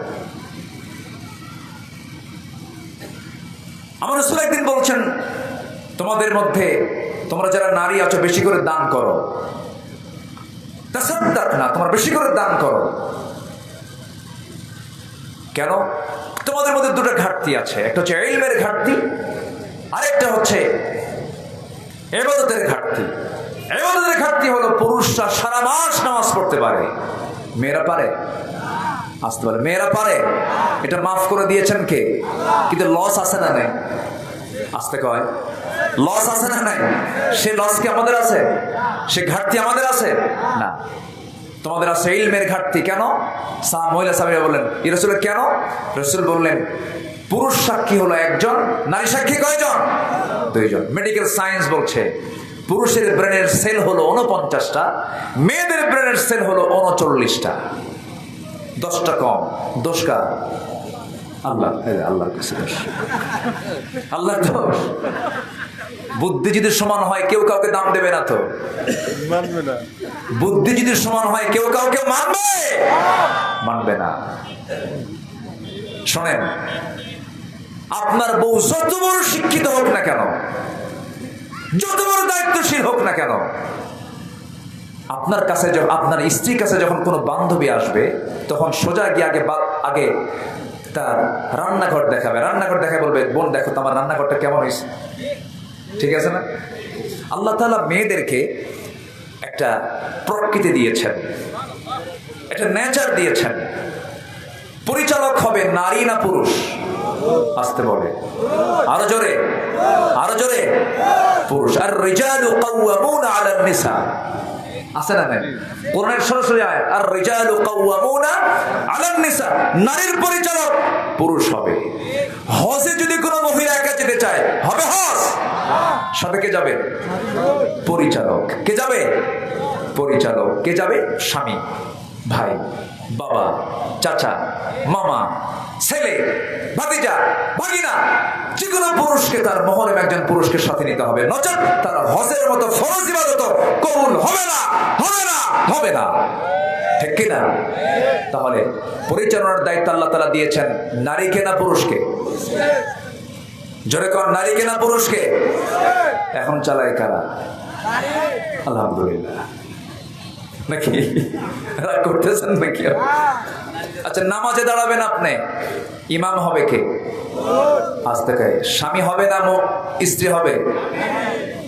স্বামী হবে। আমার বন্ধুগণ, কথার তো কোনো থা নাই, বহুদিকে কথা চলে যায়। সাইয়েদনা ওমর ফারুকের মতো মানুষ মনে আছে আপনাদের? ওমর ফারুকের মতো মানুষ বউয়ের সামনে থেকে যখন মধুর বোতলটা টান দিয়েছেন, বউটার মন খারাপ। স্বামী আমাকে মাইন্ড করলো, স্বামী আমাকে সন্দেহ করলো, আমি ওজনে কম দেব মনে হয়, মনক্ষুণ্ণতা নিয়ে কথা বলা বন্ধ করে দিয়েছেন। ওমর ফারুক রাদিয়াল্লাহু তাআলা আনহু মধুর বোতলটা নিয়ে প্রতিবেশীর ঘরের মধ্যে ঢুকলেন। ঢুকে বলছেন, প্রতিবেশী শোনো, এই যে মধুর বোতল তোমাকে দিয়ে গেলাম, সমান 6টা ভাগ করবা। সমান 6 ভাগে ভাগ করে প্রত্যেক প্রতিবেশীর ঘরে ঘরে একটা করে ভাগ দিয়া তোমার নিজের জন্য একটা ভাগ নিয়ে তুমি আমাকে সর্বশেষ একটা ভাগ আমারে দিয়ে দিবা, সমান করে ভাগ করবা। কিন্তু সাইয়েদনা ওমর ফারুক রাদিয়াল্লাহু তাআলা আনহু তার অংশের মধুটুকু নিয়ে সোজা বউয়ের সামনে গিয়ে সালাম দিয়ে বলছে, বউ আমার, আল্লাহর কসম করে বলি আমি তোমাকে ভালোবাসি, মহব্বত করি, আমি তোমাকে সন্দেহ করি নাই, আমি তোমার প্রতি কোনো সন্দেহ রাখি না কখনো। কারণ আমি রাষ্ট্র চালাই, তুমি আমার পরিবার চালাও। আমি রাষ্ট্র চালাই, তুমি আমার বাচ্চা কাচ্চার জন্য রান্না বান্না প্রস্তুত করো। আমি রাষ্ট্র চালাই, তুমি আমার সন্তানদের সকল কিছুর তত্ত্বাবধান করো। তুমি আমার ফ্যামিলির ম্যানেজার, আমি তোমাকে সম্মান করি। তুমি আমার সন্তানদের মা, আমি তোমাকে সম্মান করি, রেসপেক্ট করি। কিন্তু তুমি আমার প্রতি যদি সন্দেহ করো, ভুল ধারণা হবে। কিন্তু না না, আমার স্ত্রী শোনো, এই মধুর বোতলটা আমি তোমাকে দিয়েছিলাম ভাগ করার জন্য। পরক্ষণেই মনে হলো এই মধুর বোতলটা আমি তোমাকে যদি ভাগ করতে দেই, তুমি সমান ভাগে ভাগ করবে। কিন্তু মধু তো তরল জিনিস, এই তরল জিনিস যখন তুমি ভাগ করতে যাবে, সমান ভাগে ভাগ করলেও মধু ভাগ করতে নিয়ে 2 ফোঁটা হোক 3 ফোঁটা হোক মধু তোমার নখের সঙ্গে লেগে যাবে। এই 2-3 ফোঁটা মধু তোমার আমাদের অংশে বেশি আসুক, আমাদের হাতে লেগে থাকুক, এটা আমি চাই নাই মনে করে মধু ভাগের দায়িত্ব নিজেরা না নিয়ে অন্যকে দিয়ে দিয়েছি। সুবহানাল্লাহ। এটার নাম তাকওয়া। এটার নাম কি? আসতে বলবেন, এটার নাম কি? তাকওয়া। সাইয়্যিদনা আলী রাদিয়াল্লাহু তাআলা আনহু, সাইয়্যিদনা আলী রাদিয়াল্লাহু তাআলা আনহু শীতের ভিতরে, প্রচন্ড শীত, আরব গালফের ভিতরে বছরে 1 মাস 2 মাস প্রচন্ড শীত থাকে। প্রচন্ড শীতের মধ্যে রাষ্ট্রের কিছু কম্বল তার কাছে জমা হলো, শত শত নয় হাজার হাজার কম্বল। পার্শ্বে কম্বল রেখে সাইয়্যিদনা আলী থরথর করে কাঁপতেছেন। বলা হলো, আলী পার্শ্বে কম্বল, তুমি হলে প্রথম একজন নাগরিক, ফার্স্ট ক্লাস নাগরিক, প্রথম নাগরিক এই রাষ্ট্রে। এতগুলো কম্বল থাকার পরেও তুমি থরথর করে কাঁপতেছো, একটা কম্বল তুমি তোমার ভাগে পাবে, তুমি কম্বলটা নিয়ে গায়ে দাও। তিনি বলছেন, বন্টন হয়েছে নাকি? না, বন্টন হয় নাই। বন্টন হওয়ার আগ পর্যন্ত কম্বল আমার গায়ে দেওয়া জায়েজ নাই। সুবহানাল্লাহ। এটার নাম হলো আল্লাহর ভয়। কার ভয় বলেন? আসতে বলবেন না, কার ভয়? আল্লাহর ভয়। সাইয়্যিদনা ওমর ফারুকের শাসনামলে সাঈদ বিন আমির নামে একজনকে সাইয়্যিদনা ওমর ফারুক একটা অঞ্চলের গভর্নর করেছিলেন, হিমসের গভর্নর করেছিলেন। হিমসের গভর্নর করে পাঠালেন, 1 বছর দায়িত্ব পালন করলেন। কয় বছর? 1 বছর। সাইয়্যিদনা ওমর ফারুকের কাছে হিমসের এলাকার লোকজন গিয়ে বলল, ওমর এমন একজন গভর্নর দিয়েছেন, এটা চলবে না, এটা অচল, আপনি তাকে তলব করুন। আমরা তার গভর্নরের দায়িত্ব আমরা মেনে নিতে পারছি না। তার মধ্যে আমরা বেশ 3 থেকে 4টা দোষ পাচ্ছি। কি কি দোষ বলো তো? সাইয়্যিদনা ওমর ফারুকের সামনে জনগণ অভিযোগ করলো। 1 নম্বর দোষ হলো প্রত্যেক দিন অফিসে দেরি করে যায়। আচ্ছা, আমি কি শেষ করে দেব নাকি? এই যে 2 একজন করে উঠে যায়, সমস্যা আপনাদের? অসুবিধা? অসুবিধা হচ্ছে আপনাদের? আর একটু সময় আমিও তো যাব, আমিও তো বাড়ি যাব। শেষটা আমরা দোয়া করে যাব। জোরে বলি ইনশাআল্লাহ, আর জোরে বলি ইনশাআল্লাহ। একটু বসে, কত সময় তো আমরা এদিক সেদিক নষ্ট করে ফেলি। 4 দোকানে বসলে গোটা রাত পাড়ি হয়ে যায়। রাত 3টার দিকে ব্রাজিল আর্জেন্টিনার খেলা হলে 3টার দিকে, আড়াইটার দিকে ওটা উজু করে তাহাজ্জুদ পড়ে কয়, আল্লাহ আমার দল যেন জিতে, এরপরে খেলায় বসে। কত সময় আমরা নষ্ট করি। একটু বসেন না, একটু বসেন। হিমসের গভর্নর সাঈদ বিন আমিরের বিরুদ্ধে জনগণ গিয়ে রিপোর্ট করছে খলিফার কাছে। 3টা দোষ তার মধ্যে আমরা পেয়েছি। নাম্বার 1 হলো অফিসে যেতে দেরি করেন। নাম্বার 2 হলো সপ্তাহে 1 দিন তিনি অফিসে যান না। নাম্বার 3 হলো মাঝে মাঝে অফিসের ভিতরে মৃগী রোগীর মতো অজ্ঞান হয়ে পড়ে থাকে। এই 3টা অভিযোগ যখন দেওয়া হলো, ওমর ফারুকের কানে যখন সংবাদটা চলে গেল, দ্রুত সংবাদ পাঠালেন, সাঈদ বিন আমির, জনগণ তোমার বিরুদ্ধে কিছু অভিযোগ আমার দরবারে দিয়ে গেছে, আমার দফতরে দিয়ে গেছে, তুমি আমাকে এই প্রশ্নের জবাবগুলো দেবে, আসো তাড়াতাড়ি। সাঈদ বিন আমির যখন রওনা দিলেন, খলিফা ওমর ফারুকের সামনে গিয়ে দাঁড়ালেন। যারা সত্যবাদী, স্পষ্টবাদী, যারা হকের পক্ষে থাকে, তাদের কি কোনো ভয় আছে নাকি? তাদের ভয় শুধু একমাত্র কার ভয়? আল্লাহর ভয়। সামনে গিয়ে দাঁড়ালেন। দাঁড়ানোর সঙ্গে সঙ্গে ওমর ফারুক বলছেন, তোমার বিরুদ্ধে জনগণ কিছু অভিযোগ দিয়েছে। কি অভিযোগ বলুন, আমাকে শোনায় দেন। নাম্বার 1, তুমি অফিসে দেরি করে যাও। প্রত্যেক দিন তোমার অফিসে যেতে দেরি হয়। সপ্তাহে তুমি 1 দিন অফিসে যাও না। মাঝে মাঝে তুমি মৃগী রোগীর মতো অজ্ঞান হয়ে তুমি অফিসে পড়ে থাকো। এইগুলোর কারণটা কি? তুমি এগুলোর জবাব না দিলে তোমার জন্য বড় শাস্তির ব্যবস্থা আছে। সাঈদ বিন আমির বলছেন, খলিফাতুল মুসলিমিন, আল্লাহর কসম করে বলি, যে অভিযোগগুলো আমাকে দেওয়া হয়েছে, 3টা অভিযোগের জবাব আমি একটা করে আমি আপনাকে দিতে পারবো। কি অভিযোগের জবাব তুমি বলো? নাম্বার 1, প্রত্যেক দিন আমি অফিসে যেতে দেরি করি। এবার তিনি জবাব দিচ্ছেন, আমিরুল মুমিনিন, আল্লাহর কসম করে বলি, আমি প্রত্যেকদিন অফিসে ঠিক সময়ে যেতে চাই, কিন্তু যেতে পারেন। এর কারণ হলো আমি হিমস নামক প্রদেশের বড় একজন গভর্নর হতে পারি, কিন্তু আমার বাড়িতে একটা চাকর পর্যন্ত নাই, একজন কাজের মানুষ পর্যন্ত নাই। আল্লাহ আমাকে অনেক সন্তান দান করেছেন, ছোট ছোট বাচ্চাগুলো আছে, আমার বড় সমস্ত কাজগুলো সারতে গিয়ে হিমশিম খান, তিনি একা সারতে পারেন না।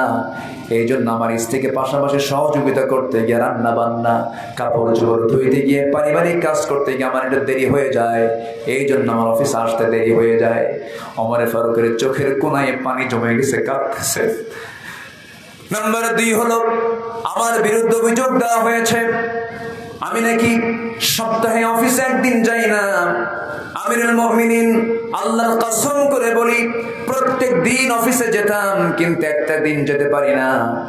আমার গায়ের যে কাপড়টা দেখতে পাচ্ছেন, এই একটা কাপড় ছাড়া বিকল্প কোনো কাপড় আমার বাড়িতে আর দ্বিতীয়টা নাই।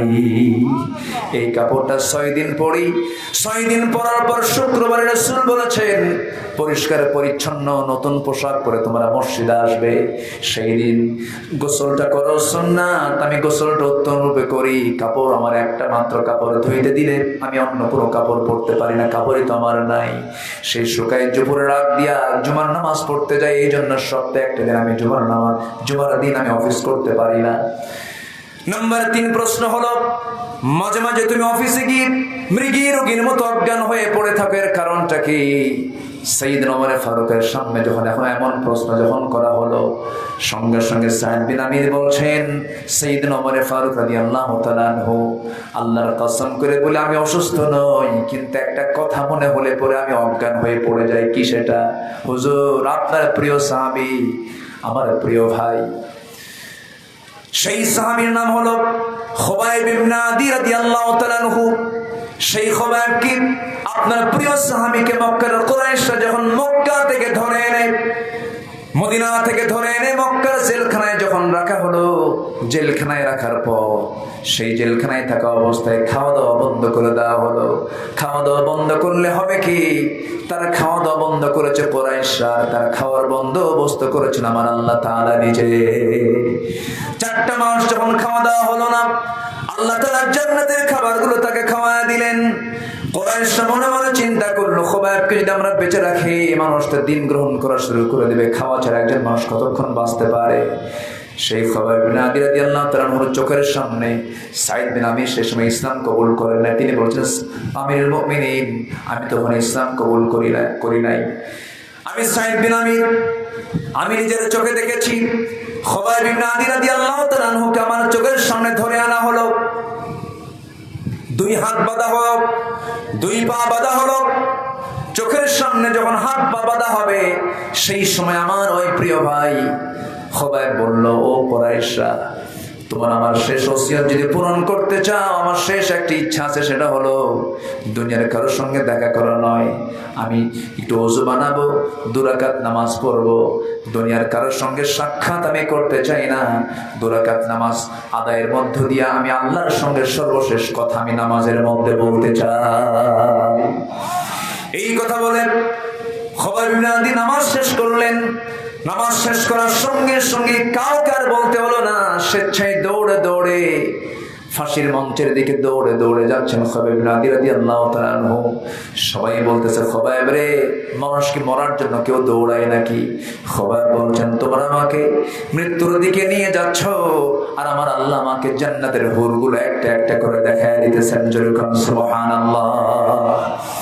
সাইয়েদনা খুবাইব রাদিয়াল্লাহু তাআলা আনহু নামাজ শেষ করে একটা দোয়া করলেন, আল্লাহ তাআলা, আমি খুবাইব মনে হয় বাঁচবো না, নাকের মধ্যে জান্নাতের সুঘ্রাণ পেতেছি, আমি মনে হয় দুনিয়া থেকে বিদায় হয়ে যাব। আজকে 4টা মাস রাসূলকে দেখতে পাই না।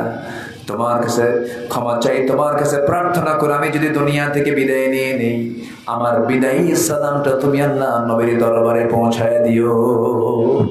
এই কথা বলে ফাঁসির মঞ্চের দিকে তিনি রওনা দিয়ে দিলেন।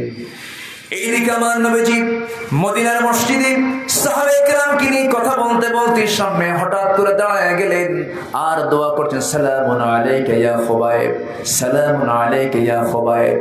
সাইয়েদনা ওমর ফারুক সামনে দাঁড়ায় বলছে, হুজুর, খুবাইবের জন্য আপনি সালাম দেন কেন? খুবাইবের কি হয়েছে?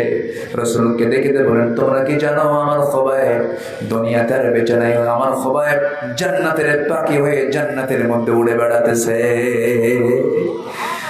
সেই সাইদ বিন আমির বলছেন, ভাই ওমর, সেই খোবাইবকে যখন ফাঁসির মঞ্চে যখন ঝুলানো হলো, ফাঁসি কাস্টে তুলে নিয়ে 2 হাত 2 পা বাঁধা হলো, আমার চোখের সামনে তার ডান হাতে একটা তরবারি মেরে দিল, ডান হাতটা ছিটকে পড়ে গেল, বাম হাতে তরবারি হাঁকা দিল, বাম হাতটা ছিটকে পড়ে গেল। চোখের সামনে নেজা তরবারি নিয়ে কলিজা বরাবর মেরে দিল, পিঠ দিয়ে বের হয়ে গেল। এই দৃশ্য যখন নিজের চোখে দেখতে পেলাম, আমি সেই সময় ইসলাম কবুল করি নাই, আমি কোনো প্রতিবাদ করলাম না। কেন? এই চিন্তা আমার আসলে ইসলাম গ্রহণের পরে। সেই ইসলাম গ্রহণের পরে যখন আমার মাঝে মাঝে যখন খোবাইবের শাহাদাতের কথা যখন মনে হয়, আমি অফিসের মধ্যে হলেও মৃগী রোগীর মতো অজ্ঞান হয়ে জমিনে পড়ে থাকি। ওমরে ফারুক রাদিয়াল্লাহু তাআলার সঙ্গে সঙ্গে খোবাইব সঙ্গে সঙ্গে সাঈদ বিন আমিরকে বুকের সঙ্গে জড়ায় ধরে বলছে, ও সাঈদ, বুঝতে ভুল করেছিলাম, ওই হিমসের গভর্নরের দায়িত্ব আমি অন্য কাউকে দেব না, আমি সাঈদ, আমি তোমাকে সেই জায়গায় আবার পুনর্দায়িত্ব দিয়ে দিলাম। যেরকম সুবহানাল্লাহ, যেরকম সুবহানাল্লাহ। এটাই হলো তাকওয়া। এটা কি বলেন তো? তাকওয়া। আমার বন্ধুগণ, তাকওয়া কেন অবলম্বন করব? আমি আল্লাহর ভয়টা আমি কেন আনবো? আখিরাতের চিন্তা আমার আনতে হবে কেন? এর মূল কারণ হলো, এই দুনিয়াতে মানুষ কখনো প্রশাসনের ভয়ে, র্যাবের ভয়ে, চিতার ভয়ে, কবরের ভয়ে, প্রশাসনকে দেখে মানুষ কখনো ভালো হবে না। মানুষ ভালো হবে একমাত্র কার ভয়ে? আসতে বলবেন না, কার ভয়ে? আমরা ভয় করব কাকে? আমরা হুকুম মেনে চলবো কার? আমার বন্ধুগণ, নাম্বার 2 হলো, আল্লাহ তাআলা সুন্দর করে বলছেন, وَلْتَنظُرْ نَفْسٌ مَا قَدَّمَتْ لِغَدٍ وَاتَّقُوا اللَّهَ। আল্লাহ তাআলা বলছেন, নাম্বার 2 হলো, তুমি লক্ষ্য করো নিজের জন্য আগামী দিনের জন্য কি তুমি পাঠাইছো, অর্থাৎ আখিরাতের জন্য তুমি কি পাঠালা, কি প্রস্তুতি নিয়েছো, তার জন্য চিন্তা করো। আবার বলছেন, ওয়াত্তাকুল্লাহ, আমি আল্লাহ, আমাকে ভয় করো, আমাকে ভয় করে। এই কথা একবার না, এক আয়াতে 2 বার। একবার না 2 বার? কবার বলেছেন? 2 বার বলেছেন। মাঝখানে বলছেন, আগামী দিনের জন্য তুমি কি পাঠাচ্ছ, একটু নজর দে, একটু তাকায় দেখ, একটু খেয়াল কর, আগামী দিনের জন্য তুমি কি নিয়ে আসলা। রাসূলকে একবার প্রশ্ন করা হলো, হুজুর, সবচেয়ে চালাক লোকটাকে? রাসূল বললেন, যে মরার কথা বেশি স্মরণ করে। ক্বালা আকসারুকুম যিকরান লিল মাউত ওয়া আকসারুহুম ইস্তি'দাদা। আল্লাহু আকবার বলেন। সম্মানিত ভাইরা, নাম্বার 3 হলো আল্লাহকে ভুলে না যাওয়া। কাকে ভুলে না যাওয়া বলেন তো? আল্লাহকে। আল্লাহকে ভুলে যাওয়ার লোক তো নাই মনে হয়। আল্লাহকে ভুলে যায় কখন? মানুষ যখন সে পাপ কাজ করে। পাপ কাজ করা মানে কি? সে কাকে ভুলে গেছে? আসতে বলে না, কাকে ভুলে গেছে? আল্লাহ তাআলা আবার, আচ্ছা দেখা যাক ইনশাআল্লাহ। এখানে অনুরোধ আসছে, ঠিক আছে, আমি রক্ষা করার চেষ্টা করব ইনশাআল্লাহ। সম্মানিত ভাই, আল্লাহ বলছেন, তুমি আমাকে ভুলে যেও না। ওয়ালা তাকুনু কাল্লাযীনা নাসুল্লাহা ফাআনসাহুম আনফুসাহুম। আল্লাহকে ভুলে না যাওয়া। এই ভুলে যাওয়ার কথাটা আল্লাহ তাআলা আরেক জায়গায় বলছেন সূরা মুদ্দাসসিরের মধ্যে। আচ্ছা, আমি যে আয়াত ঘন ঘন বলছি, কষ্ট পাচ্ছেন না তো? আয়াত যদি ঘন ঘন হয়, বরকত কমবে না বাড়বে? বাড়বে। আল্লাহ রাব্বুল আলামিন আরেক জায়গায় এই ভুলে যাওয়ার প্রসঙ্গ নিয়ে বলছেন, ওয়ামান আ'রাদা আন যিকরি ফাইন্না লাহু মাঈশাতান দানকা ওয়া নাহশুরুহু ইয়াওমাল কিয়ামাতি আ'মা ক্বালা রাব্বি লিমা হাশারতানি আ'মা ওয়া ক্বাদ কুনতু বাসীরা। আল্লাহ রাব্বুল আলামিন বলছেন, এই দুনিয়ার জিন্দেগিতে আমার জিকির থেকে যারা নিজেকে গুটিয়ে রাখবে, আমার স্মরণ থেকে, আমার কিতাব থেকে, আমার কোরআন থেকে, আমি আল্লাহ আমার স্মরণ থেকে যারা নিজেকে দূরে রাখবে, আল্লাহ বলছেন আমি তার জন্য কয়েকটা জিনিস আমি তার জীবন থেকে মাইনাস করব। নাম্বার 1 হলো ফাইন্না লাহু মাঈশাতান দানকা। এই দুনিয়ার জীবনটা আমি তার জন্য সংকীর্ণ করে দেব। এই দুনিয়ার জীবনে সে শান্তি পাবে না, আরাম পাবে না, হাজার হাজার কোটি টাকার মালিক, কিন্তু প্রশান্তির কোনো গন্ধ তার মধ্যে থাকবে না। এমন কোটি টাকার মালিক শান্তি নাই, এমন লোক আমার দেশে আছে না নাই? আসতে আসতে বলবেন না, আছে না নাই? সপ্তাহে 3-4 বার ডায়ালিসিস করা লাগে, নাম বলবো না আমি। হাজার হাজার কোটি টাকার মালিক, ডায়ালিসিস ছাড়া চলে না। হাজার হাজার কোটি টাকার মালিক, সন্তানগুলো বিভ্রান্ত, সন্তানগুলো মানুষ হয় নাই, সন্তানদের সন্ত্রাসের শিকার হয় বাপ, খোদ নিজেই বাপ নিজ পর্যন্ত এটার শিকার হয়ে যায়। বাড়ির মধ্যে ঢুকলে শান্তি নাই, বাইরে ঢুকলে শান্তি নাই। হাজার হাজার কোটি টাকার মালিক কিন্তু শান্তি না। আল্লাহ বলছেন যারা আমার জিকির থেকে নিজেকে গুটিয়ে রাখবে, দুনিয়ার জীবন আমি তার জন্য সংকীর্ণ করে দেব, কোথাও শেষে শান্তি পাবে না। কি কথা কি বোঝা যায়? দেখবেন অনেক গরিবের ঘরে শান্তি আছে, আছে না? আসতে বলে শান্তি আছে না নাই বলেন তো? আছে। গ্রামের লোক বেশি খায় না শহরের লোক বেশি খায়? বলেন বলেন। গ্রামের লোক বেশি খায় না শহরের লোক বেশি খায়? কিন্তু সম্পদ বেশি কাদের? শহরের মানুষের সম্পদের পরিমাণটা বেশি। তারা কোটি কোটি টাকার মালিক, কিন্তু ভাত খেতে পারে না, খাওয়ারের রুচি নাই। ডাক্তার লিমিটেশন করে দিয়েছে, হ্যাঁ, মাইপা খাওয়া। এই তো ফাইন একটা কথা বলেছেন। আল্লাহ কয় তুই টাকা, তুই অগাধ টাকার মালিক হ, কিন্তু তোকে আমি মেপে মেপে খাওয়াবো। 1 গ্রাম, 1.5 গ্রাম, 2 গ্রাম। কথা বোঝেন নাই? খেতে বসে হাজার কোটি টাকার মালিক, সামনে 1 কেজি আঙ্গুর নিয়ে বসে, 2 কেজি আপেল নিয়ে বসে, 1 কেজি মিষ্টির প্যাকেট নিয়ে বসে। যখন খাইতে বসে তখন পিএস সাহেব এসে বলে, স্যার আপনি তো বসছেন এতগুলো আঙ্গুর নিয়ে, আঙ্গুর খেতে পাবেন মোটে একটা। মোটে কয়টা? একটা আঙ্গুর আপনি খেতে পারবেন। একটা আঙ্গুর খায় আর এতিমের মতো আঙ্গুরগুলোর দিকে ছায়া থাকে। আরে কপাল রে, খেতে পারলাম না। কি কথা কি বুঝতেছেন আপনি? কিন্তু শহরের মানুষ যখন এরকম করে খায়, গ্রামের মানুষ কি এরকম করে খায়? গ্রামের মানুষ খায় হিসাব কইয়া না লুঙ্গির গিটটা খুইলা? লুঙ্গির গিটটা খুইলা খায়। সারাঙ্গুল কপাল বাদে সব পেট।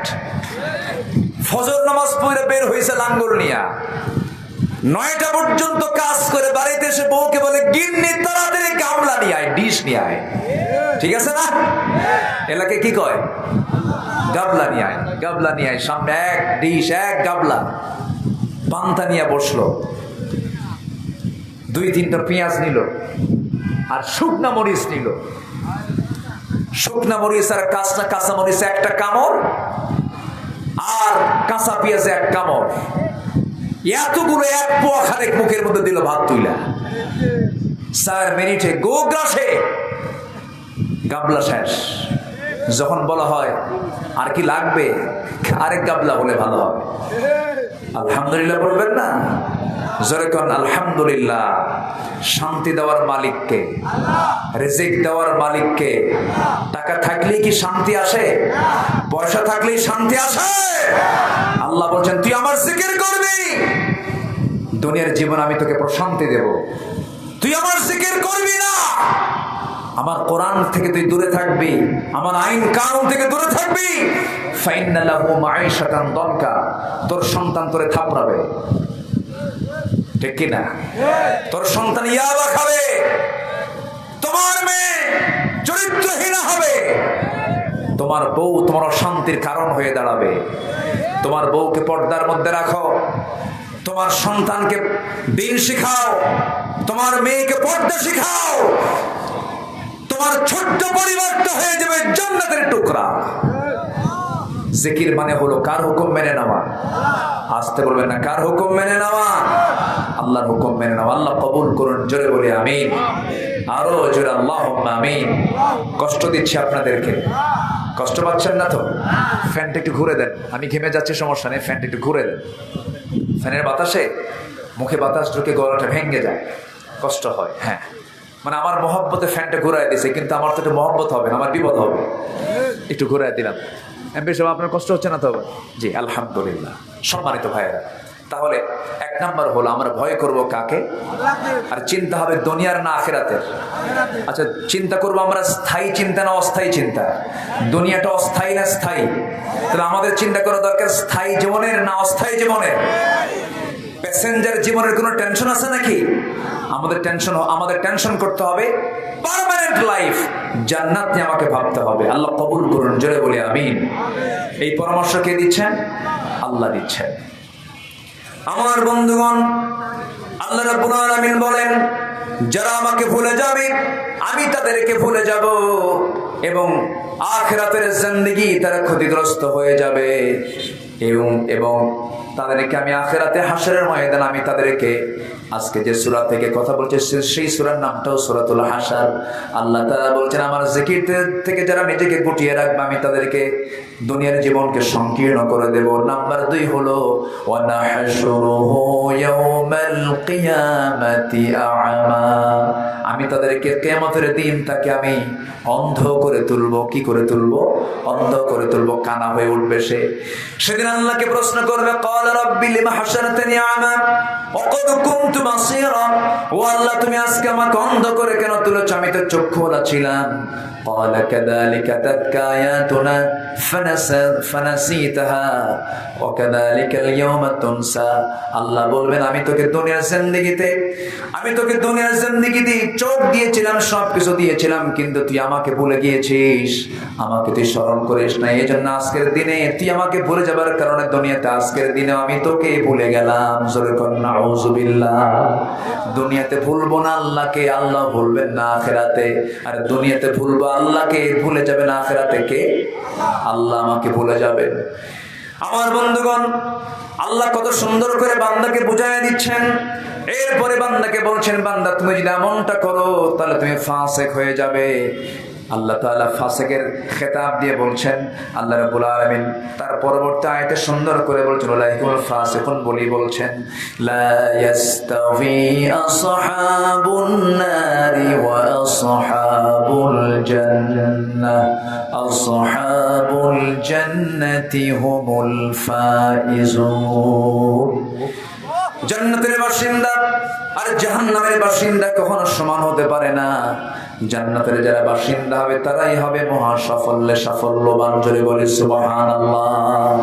সর্বনিম্ন জান্নাত যে বান্দাকে দুনিয়া থেকে মারা যাওয়ার পর আল্লাহ পাক যে বান্দা সর্বনিম্ন জান্নাত বান্দাকে দিবেন, সেই জান্নাতের এরিয়াটা হবে 10টা পৃথিবীর মতো একটা জান্নাত। জোরে বলি সুবহানাল্লাহ। সেই জান্নাত কি সবাই পেতে চায়? সেই জান্নাত কি সবাই পেতে চায়? তাহলে নিজের বউকে কি বেপর্দায় রাখবো, বেহায়া করে রাখবো? নিজের বউয়ের ছবি উলঙ্গ করে, বেহায়া করে, লিপস্টিক লাগায়, অর্ধলগ্ন করে ফেসবুকে পোস্ট করে এমন স্বামী বাপ মারায় আছে না নাই? এগুলো কি জান্নাতের কাজ? আসতে নিয়ে আমি যখন আজকে রোডে আসতেছি, আমার ড্রাইভার মহাশয়, ড্রাইভার তো ড্রাইভারে, আমারও ড্রাইভার মানে কি আমারও পরিচালক, বুদ্ধি ওদেরও কম না। আমারও ওয়াজ করলো একটা, বললাম তুমি এই ওয়াজটা পাইলা কই? তো বলতেছে, দেখেন হুজুর, দেখেন এই যে হোন্ডায় চড়ে পিছনে একটা মহিলাকে নিয়ে যাচ্ছে। হোন্ডার সিসি যদি হয় 150, আর এই মহিলা চড়ার জন্য গাড়ির সিসি হয়ে গেছে 250। আছে না? আছে কি না? এই নোংরামিগুলো নিজের বউ আপনি নিজে দেখবেন, অন্যকে দেখাবেন কেন? নিজের বউয়ের ছবি ফেসবুকে পোস্ট করে বলে, আসুন আমার বউটাকে সবাই জামাতের সাথে দেখে। নাউযুবিল্লাহ। এগুলো জান্নাতের কাজ নয়। স্ত্রী, পরিবার, পরিজন, সন্তানাদি মেয়েদেরকে পর্দায় রাখার দরকার আছে না নাই? পর্দার হুকুম কি কোনো হুজুরের না আল্লাহ? পর্দার হুকুম কে দিয়েছেন? ইউদনিনা আলাইহিন্না মিন জালাবিবিহিন্না। আল্লাহ তাআলা একদম স্পষ্ট করে জানিয়ে দিয়েছেন সূরা নূরের ভিতরে, সূরা আহজাবের মধ্যে একদম স্পষ্ট করে পর্দার বিধানগুলো দিয়েছেন। আসুন আমরা আমাদের পরিবারকে, আমরা আমাদের নিজ জীবনকে আখিরাতের জন্য প্রস্তুত করি। ওয়ালতানজুর নাফসুম মা কদ্দামাত লিগাদ। আল্লাহ তাআলা সেই আয়াতকে ফলো করে আমাদের জীবনকে আখিরাতের জন্য প্রস্তুত করে রাখি, যেন আমরা সেই দিন বেইজ্জতের মুখোমুখি না হই। আমরা যেন সেদিন আল্লাহর সামনে বুক উঁচু করে ইমানদারের কাতারে দাঁড়াতে পারি। এই তৌফিক সবাইকে দান করুন। জোরে বলি আল্লাহুম্মা আমিন। আরো জোরে আল্লাহুম্মা আমিন। আজকের এই মাহফিলে সবচেয়ে নিকটতম এই মাহফিলের সঙ্গে, মাহফিল স্পটের সাথেই যার বাড়ি, আমাদের এমপি মহোদয়, আজকে টোটাল সময় তিনি পাশে বসে তার মূল্যবান সময় তিনি কোরআনের জন্য ব্যয় করেছেন। আমরা তার জন্য দোয়া করি। তিনি নবনির্বাচিত এমপি, নতুন এমপি তিনি হয়েছেন, নতুন দায়িত্ব তিনি গ্রহণ করেছেন। আল্লাহ তুমি তাকে ওমরের মতো ভূমিকা পালন করার তৌফিক দিয়ে দাও।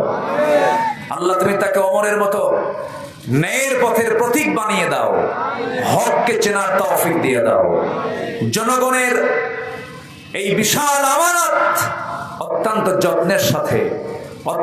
যত্নের সাথে পালন করার তৌফিক তুমি আল্লাহ তাকে দিয়ে দাও। আল্লাহ তুমি তাকে দ্বীনের জন্য, কোরআনের জন্য কবুল করে দাও। আমরা এই আশাবাদ কামনা করছি। মাহফিল কমিটিকে ধন্যবাদ জানাচ্ছি। আমাদের প্রিন্সিপাল মহোদয়, হাজার হাজার ছাত্র, হাজার হাজার ওস্তাদ, হাজার হাজার আলেমের যিনি ওস্তাদ, আল্লাহ তুমি তাকেও কবুল করো। যারা আসছেন আল্লাহ তুমি তাদেরকেও কবুল করো। এবং আমরা একই সামিয়ানার নিচে বসে এই বৈশাখের খরতাপে, বৈর আবহাওয়ার মাঝেও যে আমরা কোরআনের জন্য সময়টা ব্যয় করলাম, এই সময়টা যেন আমাদের জান্নাতের কারণ হয়ে যায় এবং আরশ আজিমের ছায়ায় যেন আল্লাহ তাআলা আমাদেরকে একসঙ্গে থাকার তৌফিক দান করেন। এই আশাবাদ কামনা করছি। প্রায় 1টার কাছাকাছি বেজে যাচ্ছে। আমরা চাইবে এখন কার কাছে? আসতে বলবেন না, কার কাছে চাবো? আমরা আল্লাহর কাছে চাবো। সবাই বলে সুবহানাকাল্লাহুম্মা ওয়া বিহামদিকা আশহাদু আল্লা ইলাহা ইল্লা আনতা আস্তাগফিরুকা ওয়া আতুবু ইলাইকা। চিৎকার মেরে বলি, ইয়া আল্লাহ, আমার জীবনে সাগীরা কাবীরা, ছোট বড় সব গুনাহ তুমি আল্লাহ মাফ করে দাও, মাফ করে দাও। জোরে বলুন, ইয়া রাব্বাল আলামিন, ইয়া রাব্বাল আলামিন, ইয়া রাব্বাল আলামিন। সবাই নামাজের মতো করে বসি, আমরা আল্লাহর কাছে চাবো ইনশাআল্লাহ। আপনি দোয়া করে দেন। হ্যাঁ, সব আমি করব। পানির জন্য দোয়া করব। পানির দরকার আছে। সেদিন চিড়াগং মাহফিল ছিল বাঁশখালীতে। তো বাঁশখালী মাহফিল, আমি বললাম ভাই বৃষ্টি হয় না, আমরা বৃষ্টির জন্য দোয়া করি। এক পক্ষ দাঁড়ায় গেছে, ওদের বৃষ্টি আমরা চাই না। কেন?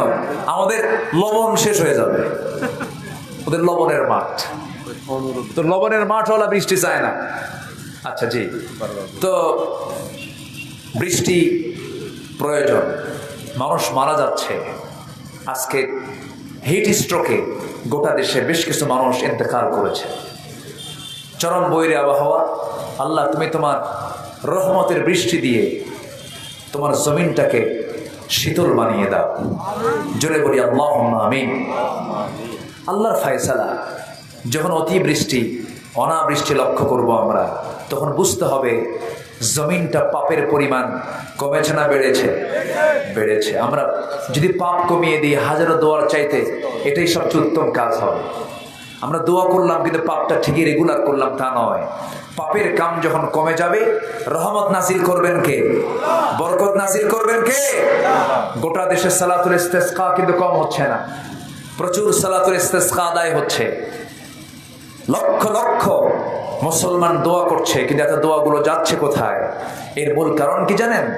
আমরা জমিনটাকে পাপ দিয়ে ভরপুর করে ফেলেছি।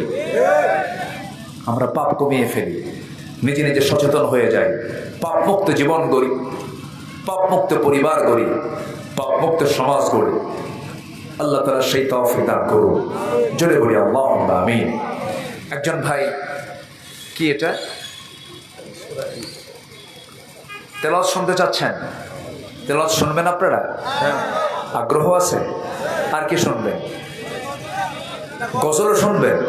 তাহলে এতক্ষণ কি শুনলেন আপনারা? আবার নতুন করে শুনবেন? জি আলহামদুলিল্লাহ। দেখি আমি, জি শেষ ক্লাস, তো শেষ ক্লাসে তো মানে এই 2 ঘন্টা কথা বলার পর কণ্ঠের কন্ডিশনও ভালো থাকে না। দেখি একটু আমি চেষ্টা করছি ইনশাআল্লাহ, যেহেতু শুনতে চাচ্ছেন। আউযু বিল্লাহি মিনাশ শাইতানির রাজীম। বিসমিল্লাহির রহমানির রহিম।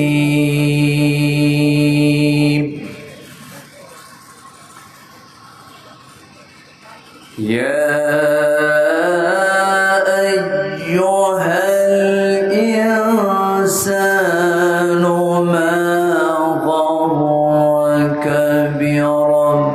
ربك الكريم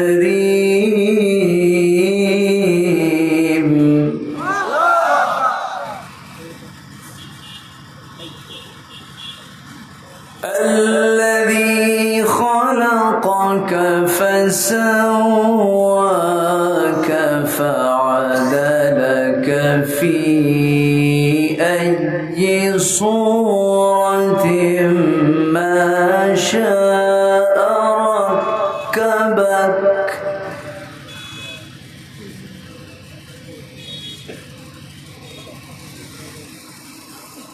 كلا بل تكذبون بالدين وإن عليكم لحافظين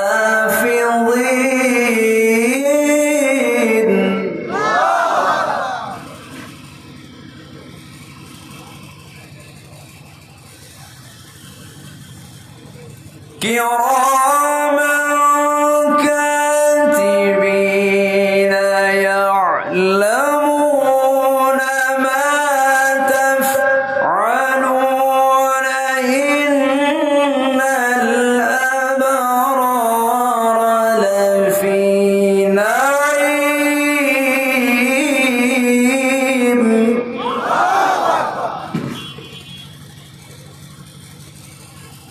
وإن الفجار لفي جحيم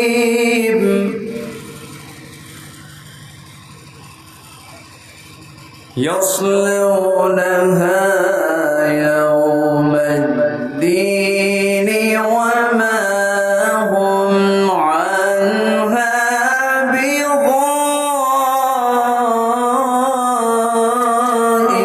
بغائبين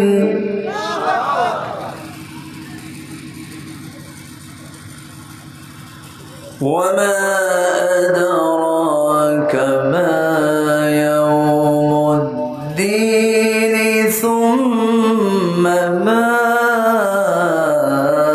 أدراك ما يوم الدين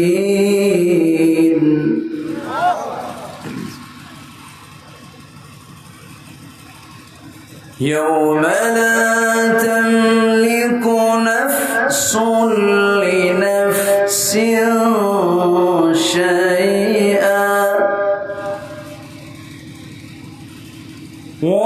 والأمر يومئذ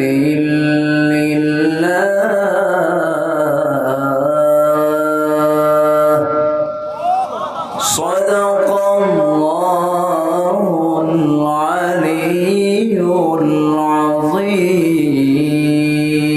العظيم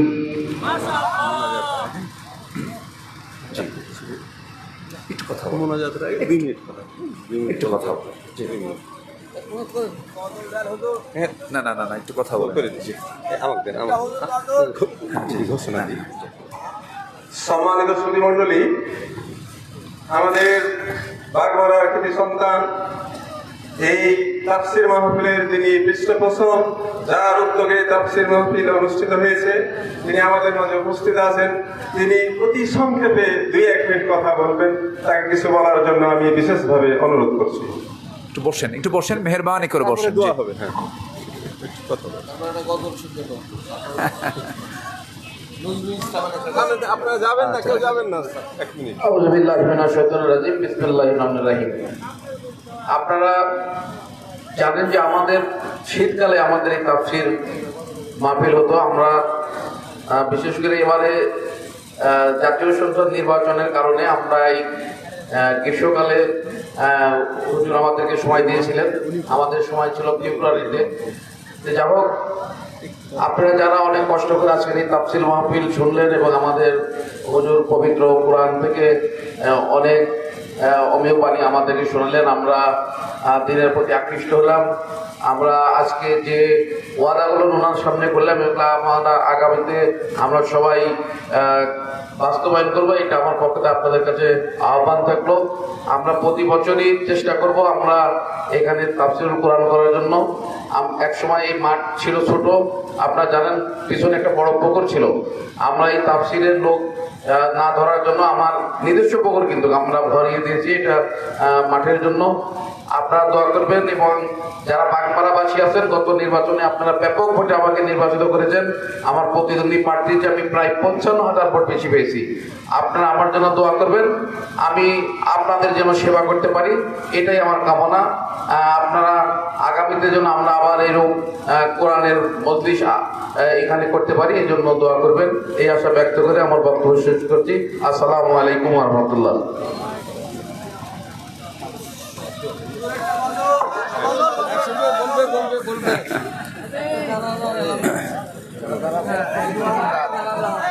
এখানেই হবে।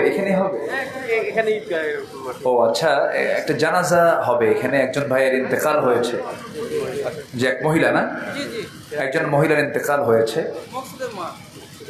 একজন মহিলা, তিনি মকসুদ নামে একজন ভাই, তার মা ইন্তেকাল করেছেন। ইন্না লিল্লাহি ওয়া ইন্না ইলাইহি রাজিউন। তো আজকে কিন্তু আমার আলোচনার মধ্যে কিন্তু এই পরকালের চিন্তা নিয়ে আমার আলোচনাটা ছিল। তো যাই হোক, আমরা দোয়ার মধ্য দিয়ে মাহফিল শেষ করব। এরপর আমাদের পারস্পরিক যে কয়েকটি হক আছে, এর মধ্যে অন্যতম হক হলো জানাজায় কাফন দাফনে হাজিরা দেওয়া। এটা আমাদের দায়িত্ব। তো আমরা সবাই আমাদের যিনি ইন্তেকাল করেছেন তার জানাজায় আমরা হাজির হব ইনশাআল্লাহ। ঠিক আছে জি। আমরা কি আমাদের কি গজল শুনতে হবে আপনাদের? আল্লাহ। আচ্ছা, আমি রসুলকে নিয়ে আমি একটা ছোট্ট গজল আমি গাইতে চাই। রসুল তো আমাদের সবচেয়ে প্রিয়, তাই না? এই দুনিয়া থেকে বিদায় হওয়ার পর আল্লাহর পরে যাকে সবচেয়ে বেশি প্রয়োজন হবে তিনি হচ্ছেন মুহাম্মদুর রাসূলুল্লাহ। সে রসুলকে নিয়ে আমি একটা গজল আমি গাওয়ার চেষ্টা করছি। সেটা হচ্ছে, আমার রসুলের জন্ম হচ্ছে কাবার ধারে। কিসের ধারে বলেন তো? কাবার ধারে। তো তার জন্ম নিয়ে তার চারিত্রিক অবস্থা কেমন ছিল, তিনি কোন চরিত্রের মানুষ ছিলেন, জাস্ট এটা একটা চিত্র আমি চিত্রায়িত করার চেষ্টা করছি। এলোকে কাবার ধারে আধার চিড়ে চিনিস না কি রে। এলোকে কাবার ধারে আধার চিড়ে চিনিস না কি রে। ওকে ও মা আমেনার কোল জোড়ে চাঁদ জানিস না কি রে। এলোকে কাবার ধারে আধার চিড়ে চিনিস না কি রে।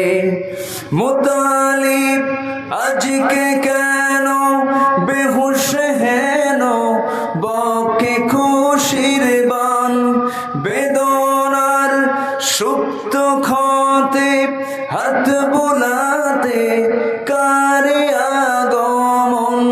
সাহারার হৃদয় ভরা ঝরনা ধারা বইল না কি রে। এলোকে কাবার ধারে আধার চিড়ে চিনিস না কি রে।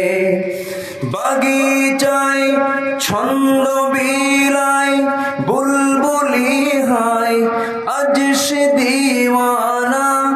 চুমু খায় প্রেমের ভাষায় গভীর নেশায় পে পরওয়ানা।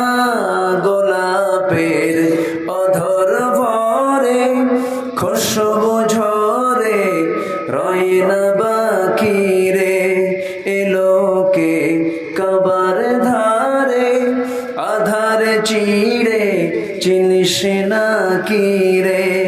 ওকে ও মা আমেনার কোল জোড়ে চাঁদ জানিস না কি রে। জানিস না কি রে। জানিস না কি রে। এত আস্তে মারহাবা। আচ্ছা, যতটুকু হয়েছে, অনেক রাত হয়েছে তো, 1টা বেজে গেছে, যা হয়েছে বলি আলহামদুলিল্লাহ। আসুন আমরা দোয়া করি, দোয়ার মধ্য দিয়ে আজকের মাহফিলে আমরা ইতি টানবো ইনশাআল্লাহ। আমরা চাইবো কার কাছে? আল্লাহর কাছে। আল্লাহুম্মা আমিন। ربنا ظلمنا أنفسنا وإن لم تغفر لنا وترحمنا لنكونن من الخاسرين। গভীর রাত, নিঝুম রাত, ঝিমানো রাত্রিতে হাজারো মুসলমান নরনারী নিয়ে তোমার কালামের 3টি আয়াতকে সামনে রেখে পরকালীন প্রস্তুতি বিষয়ে কিছু কথা বলেছি। তোমার ভয় নিয়ে তাকওয়ার উপরে কিছু আলোচনা করেছি। সে শান্তে সে কাঙ্গালে ভিখারির মতো 2টো হাত পেতে আছে। আল্লাহ, গুনার দিকে নজর দিও না, বান্দা মনে করে তামাম জিন্দেগির গুনাহগুলোকে মাফ করে দাও। জনম দুঃখিনী মা, জনম দুঃখী বাপ জানজারে চলে গেলেন, জিন্দেগির গুনাহগুলো মাফ করো, কবরগুলোকে জান্নাতের টুকরা বানাইয়া দাও। আব্বা আম্মার জন্য কি দোয়া তুমি আল্লাহ শিখিয়ে দিয়েছো। রব্বিরহামহুমা কামা রব্বায়ানি সগীরা। আওয়াজ দিয়ে সবাই আমার সঙ্গে ঠোঁট মিলিয়ে বলুন, রব্বিরহামহুমা কামা রব্বায়ানি সগীরা, রব্বিরহামহুমা কামা রব্বায়ানি সগীরা। আল্লাহ তাআলা বিশেষ করে এই মাহফিলের আয়োজন যারা করলেন, শোনার জন্য দূর দূরান্ত থেকে যারা আসলেন, বিনিময়ে কিয়ামতের কঠিন ময়দান যেদিন কেউ কাউকে চিনবে না, এমনকি মা সন্তানকে পর্যন্ত স্বীকার করে বসবে, যেদিন মানুষ কাঁদতে কাঁদতে চোখের পানিগুলো ফুরে যাবে, চোখ থেকে রক্ত বের হওয়া শুরু হয়ে যাবে, সেই কঠিন মুসিবতের দিন এ মাহফিল আমাদের সবার জন্য নাজাতের মাধ্যম বানায় দিও আল্লাহ। আল্লাহ তাআলা আমার ডানে, আমার বামে, আমার সামনে, আমার পেছনে যত ভাই হাত তুলেছেন, আড়ালে যত মা বোন হাত তুলেছেন, যার যা প্রার্থনা তুমি আল্লাহ দয়া করে মঞ্জুর করে নাও। যার যে সমস্যা তুমি আল্লাহ দয়া করে সমাধান করে দাও। দুনিয়া থেকে কোন দিন বিদায় নেব জানি না রে আল্লাহ, ডান হাতে আমলনামা না আসা পর্যন্ত মরণ দিও না। মালাকুল মউত কোন দিন আসবে জানি না, ও আল্লাহ তোমার পছন্দের বান্দা না হওয়া পর্যন্ত মরণ দিও না রে। তোমার বান্দাগুলোকে নিয়ে এমন সময় হাত তুলেছি, 180 কোটি মুসলমানের দুনিয়ায় মুসলমানরা আজকে মারকে দেখে শেষ হয়ে গেল। আল্লাহ বাইতুল আকসা তুমি আল্লাহ মুসলমানদের হাতে তুলে দাও। বাইতুল মুকাদ্দাসকে তুমি আল্লাহ হেফাজত করো, ফিলিস্তিনকে হেফাজত করো, কাশ্মীরকে বাঁচাও। আল্লাহ 200 কোটি মুসলমানের জন্য ওমরের মতো একজন সাহসী নেতা তুমি আল্লাহ বর্তমান দুনিয়ায় পাঠায় দাও। আল্লাহ তাআলা এই দুনিয়াতে আসার তো সিরিয়াল ছিল, যাওয়ার তো কোনো সিরিয়াল নাই। মরতে যখন হবে তুমি আল্লাহ শহীদি মত কপালে জোটাইয়া দিও। আল্লাহ, আশেপাশে কত মাইয়াত শুয়ে আছে, সন্তানরা দোয়া করে, বাপ মা কবরে শুয়ে শুয়ে সেই দোয়াগুলো পায়। আল্লাহ তোমার কাছে ফরিয়াদ করি, যাদের আব্বা মা কবরস্থ হয়েছেন, কবরগুলোকে জান্নাতের টুকরা বানাইয়া দাও। এই দুনিয়াতে আসার তো সিরিয়াল ছিল রে, যাওয়ার তো কোনো সিরিয়াল নাই। বাবার আগে ছেলে যায়, ছেলের আগে বাবা যায়। সন্তান থাকতে সন্তান লাশ হয়ে বাবার কাঁধে উঠে যায়, এই তো দুনিয়ার নিয়ম রে। তোমার কাছে একটাই ফরিয়াদ করি, তোমার কাছে সন্তুষ্ট চিত্তে তোমার কাছে ফেরত যাওয়ার তৌফিক তুমি আল্লাহ দিয়ে দিও। মওতের সময় যখন হয়ে যাবে রে, সবাই আমাকে টেনে হেঁচে কবরে সহায় দিয়া, বাঁশ চাপা দিয়া, মাটি চাপা দিয়ে রেখে আসবে। ওই যে দিন শুরু হলো, আর কোনোদিন দিন শেষ হবে না রে। সে অন্তিম মুহূর্তে যখন চলে আসবে, তোমার কালাম জপতে জপতে দুনিয়া থেকে বিদায় হওয়ার তৌফিকটা দিয়ে দাও। আমার ডানে প্রিন্সিপাল মহোদয়, আমার বামে এমপি মহোদয়, সামনে তোমার বান্দার পছন্দের বান্দার হাত তুলেছে। আল্লাহ মেহেরবানি করে তোমার কাছে ফরিয়াদ করে, তোমার পছন্দের বান্দা হিসেবে আমাদেরকে তুমি আল্লাহ কবুল করে নাও। মওতের সময় জবানে জারি করে দিও, লা ইলাহা ইল্লাল্লাহু মুহাম্মাদুর রাসূলুল্লাহ। আসসালামু আলাইকুম ওয়া রাহমাতুল্লাহি ওয়া বারাকাতুহু।